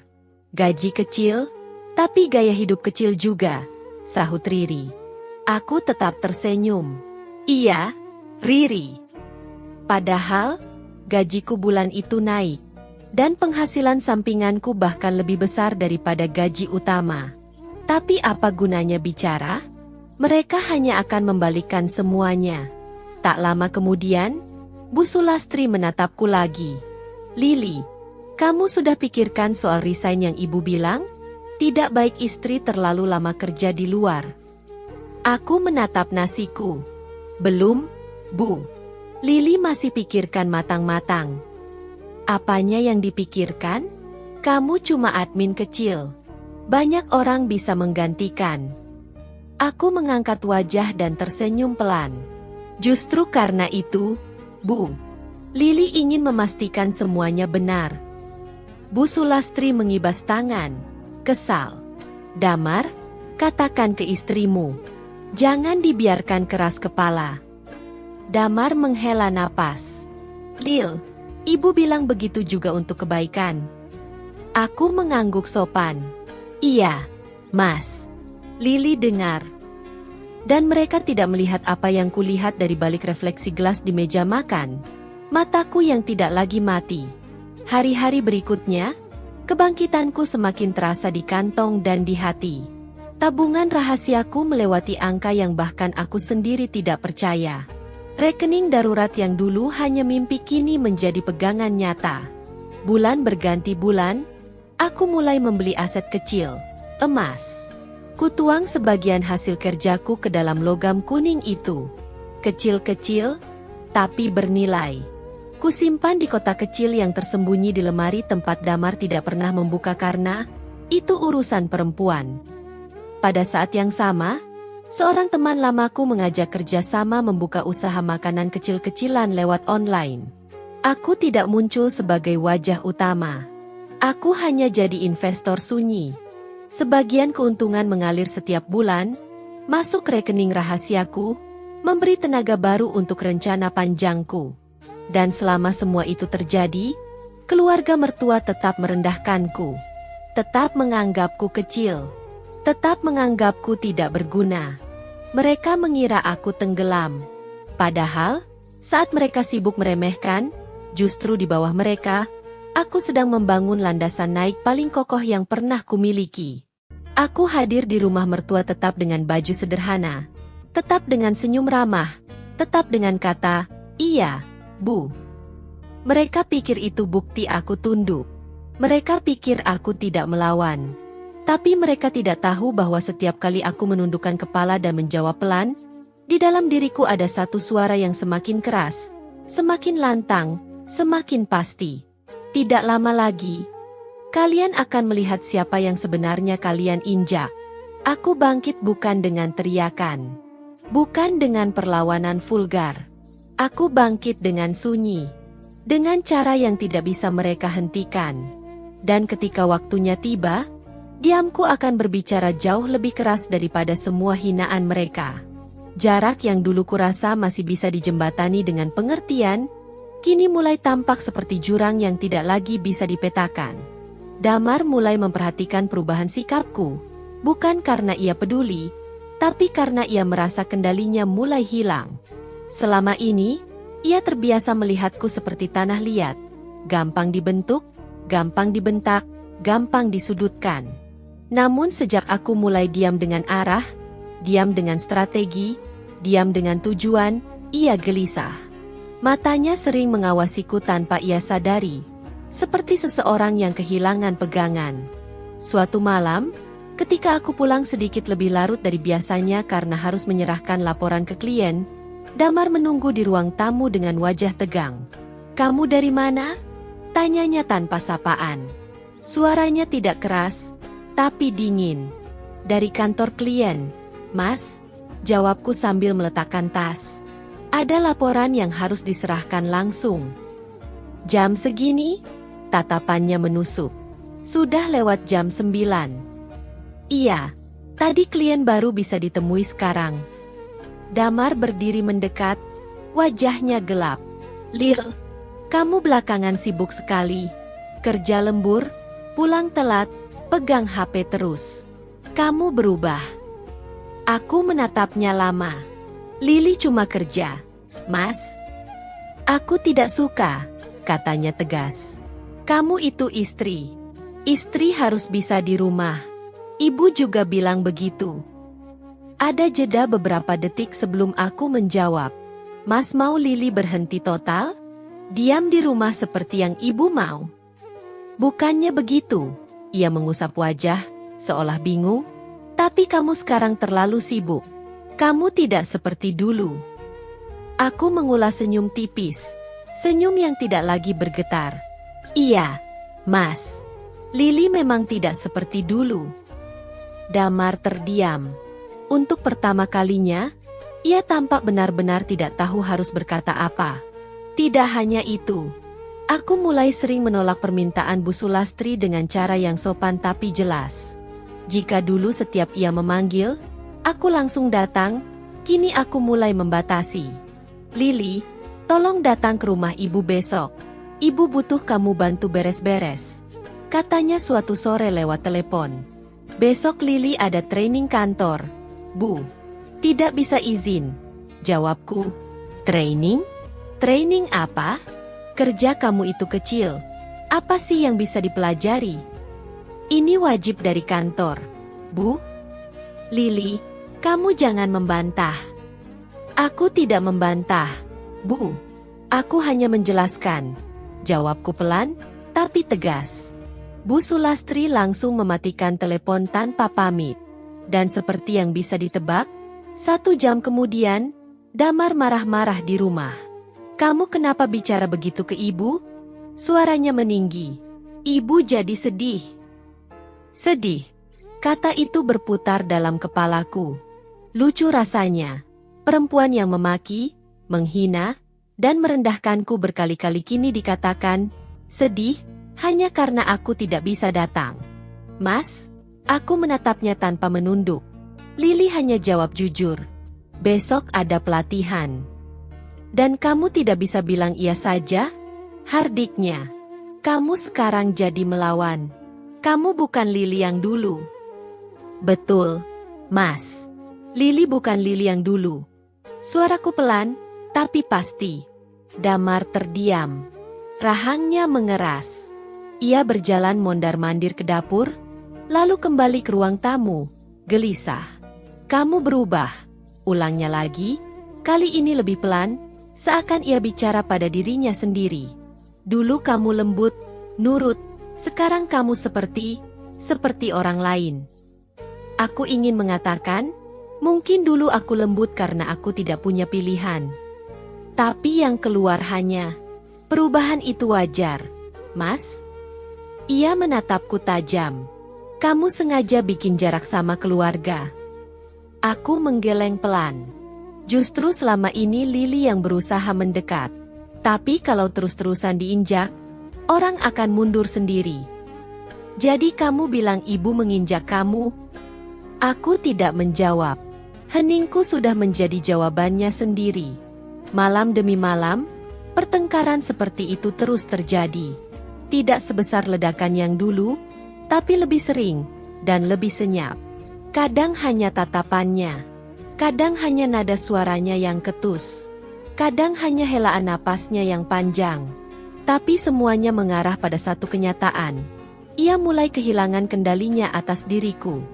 Damar adalah laki-laki yang tumbuh dalam keluarga yang menjunjung tinggi hierarki. Di sana, perempuan yang baik adalah perempuan yang tunduk, perempuan yang menurut, perempuan yang tidak berani berkata, tidak. Ketika aku mulai menarik batas, ia merasa aku merusak tatanan itu. Ia merasa aku membangkang. Ia merasa aku menjadi ancaman. Padahal, aku hanya sedang membela diriku sendiri. Beberapa kali ia mencoba melunakkan nada marahnya dengan perhatian yang mendadak muncul. Pulang kerja tiba-tiba membawakan martabak kesukaanku. Pura-pura bertanya, "Lil, kamu capek enggak?" Pertanyaan yang terdengar manis, tapi terasa palsu. Karena setiap kali masalah dengan ibunya muncul, ia kembali menjadi Damar yang sama. Laki-laki yang lebih memilih membela ibunya di atas siapapun, termasuk istrinya. Suatu malam, terjadi pertengkaran yang lebih besar dari biasanya. Semua bermula ketika aku tidak datang ke rumah mertua karena harus meeting online dengan klien luar kota. Begitu sampai di rumah, Damar langsung berdiri di depan pintu, wajah memerah. "Kamu tahu ibu nangis?" tuduhnya. Aku menahan napas. "Kenapa?" "Karena kamu tidak datang. Kamu janji mau datang." "Mas, Lily tidak janji. Lily bilang ada meeting." "Kamu bisa bilang ke kantor kalau kamu sibuk. Kamu itu istri, Lil, bukan robot." Aku menutup pintu perlahan, menahan diri agar tidak terpancing. Lily kerja. Mas juga kerja. Kalau Mas lembur, Lily tidak marah. "Itu beda," bentaknya. "Kenapa beda?" "Karena aku laki-laki." Jeda panjang. Jantungku seperti berhenti berdetak sesaat. Kata itu, laki-laki, diucapkan seperti kartu Trump, seperti alasan sempurna untuk membenarkan segalanya. Aku menatapnya tanpa ekspresi. "Kalau begitu, Mas mau Lily berhenti kerja? Diam di rumah? Nurut saja? Tidak boleh punya penghasilan sendiri?" Damar menatapku lama, lalu menundukkan wajah, seolah berpikir keras. "Aku cuma mau kamu seperti dulu." Aku tersenyum kecil, senyum paling pahit yang pernah kubuat. "Mas, Lily tidak akan pernah kembali menjadi Lily yang dulu." Ia mendongak, matanya berkaca-kaca marah. "Kenapa? Kenapa kamu berubah begini?" Aku menghela napas panjang. Karena kalau Lily tidak berubah, Lily akan hancur. Kata hancur membuatnya terdiam, membuatnya mengusap wajah, membuatnya berjalan menjauh, masuk ke kamar tanpa berkata apa-apa lagi. Aku tidak mengejarnya, tidak seperti dulu. Karena malam itu, aku tidak lagi merasa lemah. Untuk pertama kalinya, aku berdiri sebagai diriku sendiri. Bukan sebagai menantu yang harus selalu tunduk, bukan sebagai istri yang harus selalu mengalah, bukan sebagai perempuan yang harus selalu diam walau dipaksa. Malam itu, aku tersadar, rumah tangga kami bukan lagi tempat untuk pulang. Bukan lagi tempat untuk berbagi. Rumah tangga itu retak. Bukan karena aku bekerja. Bukan karena aku berubah. Tapi karena aku mulai melihat dengan jelas siapa yang selama ini kubela. Dan di sela retakan itu, hatiku justru semakin kuat. Aku tidak tahu apakah aku akan tetap tinggal. Aku tidak tahu apakah pernikahan ini masih layak diperjuangkan. Tapi aku tahu satu hal. Aku tidak akan pernah kembali menjadi perempuan yang mereka injak-injak. Keheningan malam itu memelukku. Angin dari jendela membawa udara dingin. Tapi ada sesuatu yang hangat dalam dadaku. Keteguhan, arah, tujuan. Perlahan, aku menutup mata dan berkata dalam hati, aku mungkin jatuh. Tapi aku tidak akan jatuh lagi dengan cara yang sama. Aku bangun dengan hati yang lebih mantap. Seolah setiap keping luka dari masa lalu kini berubah menjadi batu pondasi yang makin kokoh pijakannya. Hubunganku dengan Damar semakin renggang. Bukan karena kami tidak peduli, tetapi karena kami tidak lagi hidup di tempat yang sama secara batin. Ia ingin aku kembali menjadi versi diriku yang dulu. Aku justru sedang berjalan menjauh dari perempuan yang pernah diinjak-injak. Dan pada akhirnya, semua yang kusimpan diam-diam itu, pecah dan terbuka seperti takdir yang tidak bisa lagi ditutupi. Semua bermula dari satu hal kecil. Aku pulang lebih lama dari biasanya karena mengurus perjanjian penyerahan kunci rumah baruku. Rumah kecil, sederhana, tapi milikku sepenuhnya, atas namaku sendiri. Aku menandatangani berkas itu dengan tangan sedikit gemetar, bukan karena takut, tetapi karena akhirnya aku punya tempat pulang yang tidak bisa diusik siapapun. Saat aku pulang ke kontrakan, Damar sudah menunggu dengan wajah gelap. "Kamu dari mana?" tanyanya tajam. "Dari kantor notaris," jawabku pelan. "Ngapain?" "Ada urusan." "Urusan apa?" "Urusanku." Aku mengucapkannya dengan tenang, tapi kalimat itu membuat Damar terlihat seolah baru saja ditampar. Ia berdiri, mendekat, lalu berkata dengan nada bergetar, "Lil, kamu kenapa? Kok kamu sekarang semuanya rahasia? Kamu sembunyikan apa?" Aku menatapnya lama. Mas tidak percaya apapun yang Lili jelaskan.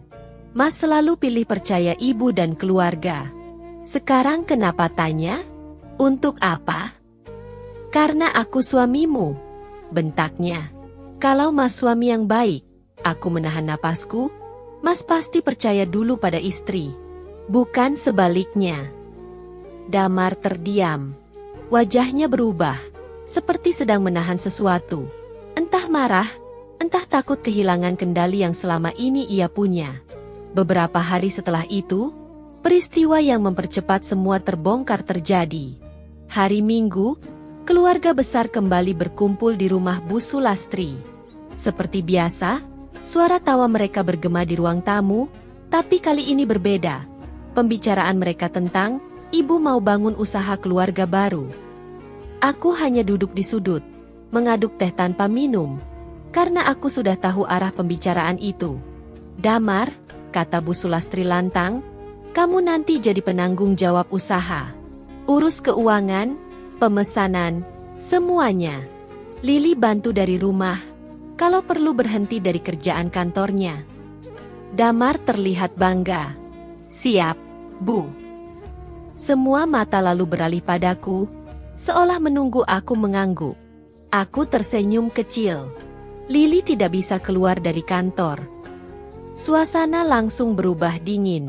"Apa?" Bu Sulastri mencondongkan tubuh. "Kamu bilang apa?" "Lili tidak bisa berhenti kerja, Bu. Dan Lili tidak ikut dalam usaha keluarga." Riri tertawa mengejek. "Loh, kamu siapa?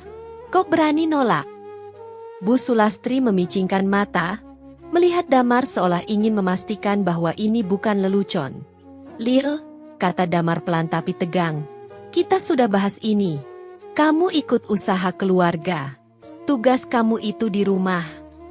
"Aku sudah putuskan sendiri, Mas," jawabku tanpa menunduk. "Aku tidak ikut." "Lili," bentak Bu Sulastri, "kamu itu menantu, bukan bos. Tidak ada yang tanya pendapatmu." Aku tidak menjawab. Sebaliknya, aku membuka tas kecilku dan mengeluarkan sebuah map bening. "Apa itu?" tanya salah satu tante penasaran. Aku menaruh map itu di meja. "Ini sebagian dari laporan usahaku. Penghasilan tambahan yang Lili kelola selama ini." Suaraku tidak keras, tapi ruangan itu menjadi sangat sunyi. Riri mengambil map itu lebih dulu, membuka halaman pertama, dan wajahnya langsung pucat. Bu, ini apa? Ini benar? Ini penghasilannya? Sebulan segini? Tante-tante lain mendekat. Bisik-bisik mulai terdengar.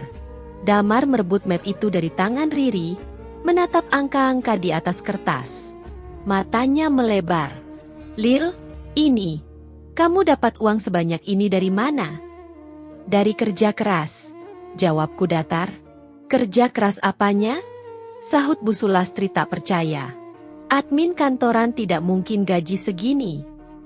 Ini bukan dari kantor, Bu. Ini dari bisnis sampingan. Pembukuan toko online, proyek data, beberapa klien tetap. Klien? Ulangnya. Sejak kapan kamu punya klien? Sejak kalian sibuk merendahkan Lili. Bu Sulastri berdiri, wajahnya memerah. Kamu bilang apa barusan? Aku berdiri dengan tenang. Lili tidak pernah marah. Tidak pernah balas ucapan ibu. Tapi selama ibu sibuk bilang gaji Lili kecil, sibuk bilang Lili tidak berguna, Lili justru membangun usaha sendiri, tanpa minta uang sepeser pun dari ibu. Lili, suara Damar mulai gugup. Kenapa kamu tidak cerita? Kamu sembunyikan ini dari aku. Aku sembunyikan karena kamu tidak pernah membelaku. Jawabku jujur. Mas hanya percaya ibu. Jadi aku tidak punya kewajiban memberitahu hal yang Mas tidak mau percayai. Bu Sulastri mengetuk meja dengan keras. Kamu semakin kurang ajar, Lili. Aku menatapnya. Dan untuk pertama kalinya dalam hidupku, tatapanku tidak goyah, tidak gemetar, tidak takut. Tidak, Bu, ujarku lembut tapi tegas. Lili bukan kurang ajar. Lili hanya berhenti tunduk. Ruangan menjadi sunyi. Semua mata menatapku. Tapi kali ini bukan dengan merendahkan, melainkan dengan ketidakyakinan bahwa perempuan yang selama ini mereka injak bisa berdiri tegak seperti itu. Damar membuka mulut, tapi tidak ada kata yang keluar. Ia nampak seperti seseorang yang melihat orang asing di depan matanya. Aku juga ingin tunjukkan ini. Aku membuka tas kedua dan mengeluarkan sebuah map lagi, isi dokumen KPR. Tahu ini apa? Tanyaku sambil menyerahkan map itu kepada Damar. Ia membukanya dengan tangan gemetar. Di halaman pertama tertera, surat pembelian rumah atas nama Lili Andriani. Damar terdiam. Bu Sulastri ternganga. Riri berdiri spontan. Kamu beli rumah? Suara Damar bergetar. Aku mengangguk. Iya, Mas. Rumah kecil. Tapi rumah yang tidak bisa diatur oleh siapapun kecuali aku. Dengan uang siapa? Bu Sulastri bertanya, masih tak percaya. Dengan uangku, jawabku tanpa ragu. Uang hasil kerja Lili sendiri. Kamu sembunyikan semua ini. Damar akhirnya berkata, marah tapi sekaligus takut. Kenapa kamu beli rumah diam-diam? Aku menatapnya. Mata kami bertemu, dan ia tahu jawaban itu akan mengubah segalanya. Karena aku tidak percaya bahwa keluarga ini akan memberiku rumah, kataku lirih.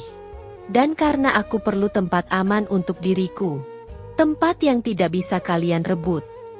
Tak ada yang bersuara. Tak ada yang berani. Bu Sulastri yang biasanya paling lantang pun sekarang bungkam, seolah mulutnya terkunci oleh kenyataan bahwa menantu yang selama ini ia hina ternyata bisa berdiri jauh lebih tinggi dari yang ia kira. Aku menatap satu persatu wajah mereka. Wajah-wajah yang dulu membuatku kecil. Wajah-wajah yang dulu membuatku takut. Dan dalam hati yang paling dalam, aku tahu, ini bukan balas dendam. Ini adalah pembuktian. Dan aku tidak menyesal. Karena pada hari itu, untuk pertama kalinya, mereka melihat Lili bukan sebagai beban, bukan sebagai menantu tidak berguna, bukan sebagai perempuan yang bisa diatur, melainkan seseorang yang mereka remehkan. Sampai akhirnya terbongkar bahwa aku tidak semurah itu untuk diinjak. Dalam diam yang panjang itu, aku hanya berpikir satu hal. Sebuah kalimat yang dulu kubisikkan di malam penuh luka tetapi kini terdengar sangat jelas. Aku sudah memberi tanda. Dan ini baru permulaan. Karena setelah hari ketika semua terbongkar, kehidupan keluarga Damar runtuh bukan oleh tanganku, melainkan oleh pilihan mereka sendiri, oleh cara mereka memperlakukan orang yang seharusnya mereka jaga. Aku tidak pernah menyentuh bisnis keluarga mereka, tidak pernah mempengaruhi siapapun, tidak pernah merencanakan kehancuran mereka. Tapi ketika seseorang membangun rumah di atas kesombongan dan merasa tak akan pernah tumbang, sedikit angin saja bisa membuat bangunannya retak. Dan retaknya benar-benar terjadi. Semua dimulai dari kabar yang kudengar lewat tetangga rumah mertua, usaha toko sembako keluarga Damar merugi besar. Persaingan semakin ketat, pemasok menarik barang karena pembayaran terlambat, dan pelanggan pindah ke tempat lain yang lebih stabil. Kabar ini membuatku tidak terkejut. Sejak dulu, usaha keluarga mereka dijalankan dengan kekuasaan, bukan strategi. Dengan ego, bukan kemampuan. Ketika aku datang ke rumah mertua, bukan karena aku ingin, tetapi karena Damar memaksaku datang, karena ini penting. Aku melihat pemandangan yang berbeda dari biasanya. Ruang tamu yang dulu dipenuhi tawa sombong kini sunyi. Sofa tampak kusut. Wajah Bu Sulastri tidak lagi tegang dan sombong, melainkan kusam, penuh cemas. "Lil, duduk," katanya dengan suara yang bahkan tidak bisa menutupi kegugupan. Ia menunduk sedikit, membuatku tercengang. Perempuan yang dulu membentakku di depan keluarga besar, kini bahkan tidak bisa menatap mataku lama-lama. Damar duduk di sampingnya. Raut wajahnya pucat, matanya cekung. Riri di pojok ruangan menggenggam ponsel, tapi tidak ada kesombongan sama sekali di matanya. Hanya kegelisahan orang yang tahu dunia tempat ia bernaung sedang runtuh. "Ada apa, Mas?" tanyaku tenang. Damar menarik napas panjang, seolah menelan batu besar sebelum memulai.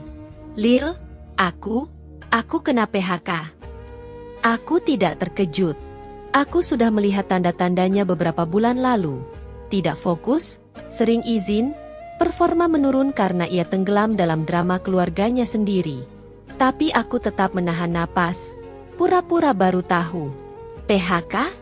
ulangku pelan. "Iya," jawab Damar. "Perusahaan downsizing. Banyak yang kena. Aku salah satunya." Aku mengangguk. "Maaf, Mas. Semoga Mas dapat pekerjaan baru segera." Ia menghela napas. "Itu masalahnya, Lil. Susah cari kerja sekarang. Dan, selain itu, toko keluarga juga kena masalah." Bu Sulastri segera mengambil alih pembicaraan, nadanya gemetar. "Toko mau tutup. Lili, hutang kami menumpuk. Pemasok tidak mau kirim barang lagi. Kalau tidak ada uang buat bayar, kami bisa dituntut." Aku duduk diam, menunggu kalimat yang sebenarnya mereka ingin sampaikan. Dan benar saja, Bu Sulastri mendekat sedikit, menatapku dengan mata yang kali ini tidak lagi congkak, melainkan memohon. "Lili, Ibu minta tolong. Ibu tahu kamu punya simpanan. Tolong bantu keluarga." Kalimat itu seperti angin dingin yang berhembus di ruangan. Aku menatapnya tanpa emosi. "Bu tahu dari mana Lili punya simpanan?" Ia menelan ludah. "Ibu dengar, waktu itu kamu tunjukkan pendapatanmu. Dan, katanya kamu beli rumah. Saat itu Bu bilang Lili kurang ajar." Potongku halus. "Sekarang Bu ingat semua itu?" Wajah Bu Sulastri memucat. Ia mencoba tersenyum, tapi bibirnya bergetar. "Lili, Ibu tahu Ibu salah. Ibu mungkin keras waktu itu. Ibu emosi. Tapi, kita keluarga. Tolong bantu." Keluarga. Kata yang sama yang dulu digunakan mereka untuk menindasku. Kata yang dulu menjadi alasan mereka untuk memaksaku tunduk. Kini kata itu kembali digunakan. Bukan untuk merendahkan, tetapi untuk memohon. Sementara Damar, laki-laki yang dulu menuduhku, melawan. Kini menatapku dengan mata yang kehilangan semua wibawanya. "Lil, bantu aku," katanya pelan. "Aku janji akan berubah. Aku janji akan jadi suami yang lebih baik." Ah, jadi begitu. Kini semua janji perubahan itu muncul. Tapi hanya karena ia butuh sesuatu dariku. "Mas butuh uang, Lili?" tanyaku lugas. "Iya," jawabnya lirih. "Aku? Mohon." Aku tidak menjawab. Bukan karena ragu. Tapi karena aku ingin merasakan seluruh momen ini dengan lengkap. Inilah momen yang dulu kuprediksi. Bukan karena aku ingin mereka jatuh. Tapi karena aku tahu, mereka tidak pernah membangun apapun dengan ketulusan. Hanya dengan kesombongan. Dan kesombongan tidak pernah bertahan lama. Aku mengangkat wajah, menatap semuanya satu persatu. Lalu aku berkata pelan. Namun suaraku memotong udara seperti pisau tajam. "Waktu Lili butuh pembelaan, tidak ada satupun dari kalian yang ada untuk Lili." Bu Sulastri terisak. Damar menunduk. Waktu Lili dihina, diejek, dijadikan bahan tawa, tidak ada yang membela. Riri menatap lantai, bibirnya gemetar. Waktu Lili berjuang sendiri, kalian tidak peduli. Kalian bahkan meremehkan. Damar mencoba menyela. "Lil, tunggu, Mas. Lili belum selesai." Ia menutup mulut, kembali terdiam. Aku menarik napas panjang sebelum mengatakan sesuatu yang sudah lama tertahan di dasar hatiku. Kalian meminta tolong, tapi bukan karena kalian peduli. Kalian hanya butuh seseorang yang bisa menyelamatkan kalian. Aku berdiri. Aku bukan orang itu. Ruangan itu hening. Sunyi seperti makam. "Lili," suara Damar pecah. "Kalau bukan karena cinta, setidaknya tolong karena kita suami istri." Aku tersenyum kecil. Senyum yang tidak lagi pahit, tidak lagi takut, tapi penuh penegasan. "Mas, justru karena kita suami istri, Mas harusnya menjaga Lili. Bukan membiarkan orang lain merusak Lili." Ia terdiam. Tidak bisa membantah. Karena itu adalah kebenaran yang ia tahu sejak lama. Tapi ia abaikan demi kenyamanan bersama ibunya. Aku meraih tas, bersiap pergi. "Aku sudah memiliki hidupku sendiri," kataku sambil berdiri tegak. "Aku tidak lagi berada di bawah kendali siapapun. Dan mulai hari ini, kalian tidak bisa lagi memanggil Lili hanya ketika kalian butuh." Bu Sulastri menangis. Tangis yang dulu kupikir mustahil keluar dari perempuan seperti dia. "Lili, maafkan ibu, tolong ibu." Aku menatapnya. Sangat lama." "Maaf bukan berarti Lili kembali," jawabku akhirnya. "Dan menolong bukan kewajiban ketika dulu Lili tidak dianggap keluarga." Aku berbalik, melangkah keluar dari rumah itu. Tapi sebelum benar-benar keluar dari pintu, aku menoleh sedikit, memberikan kalimat terakhir. Kalimat yang tidak keras, tidak marah, tapi cukup untuk membuat seluruh ruangan runtuh. "Dulu kalian tinggalkan Lili ketika Lili butuh. Sekarang kalian butuh Lili, dan Lili tidak ada di sini." Pintu tertutup. Sunyi. Langkahku menjauh. Dan untuk pertama kalinya, aku merasa benar-benar merdeka. Ini bukan balas dendam. Ini hanya keseimbangan yang kembali pada tempatnya.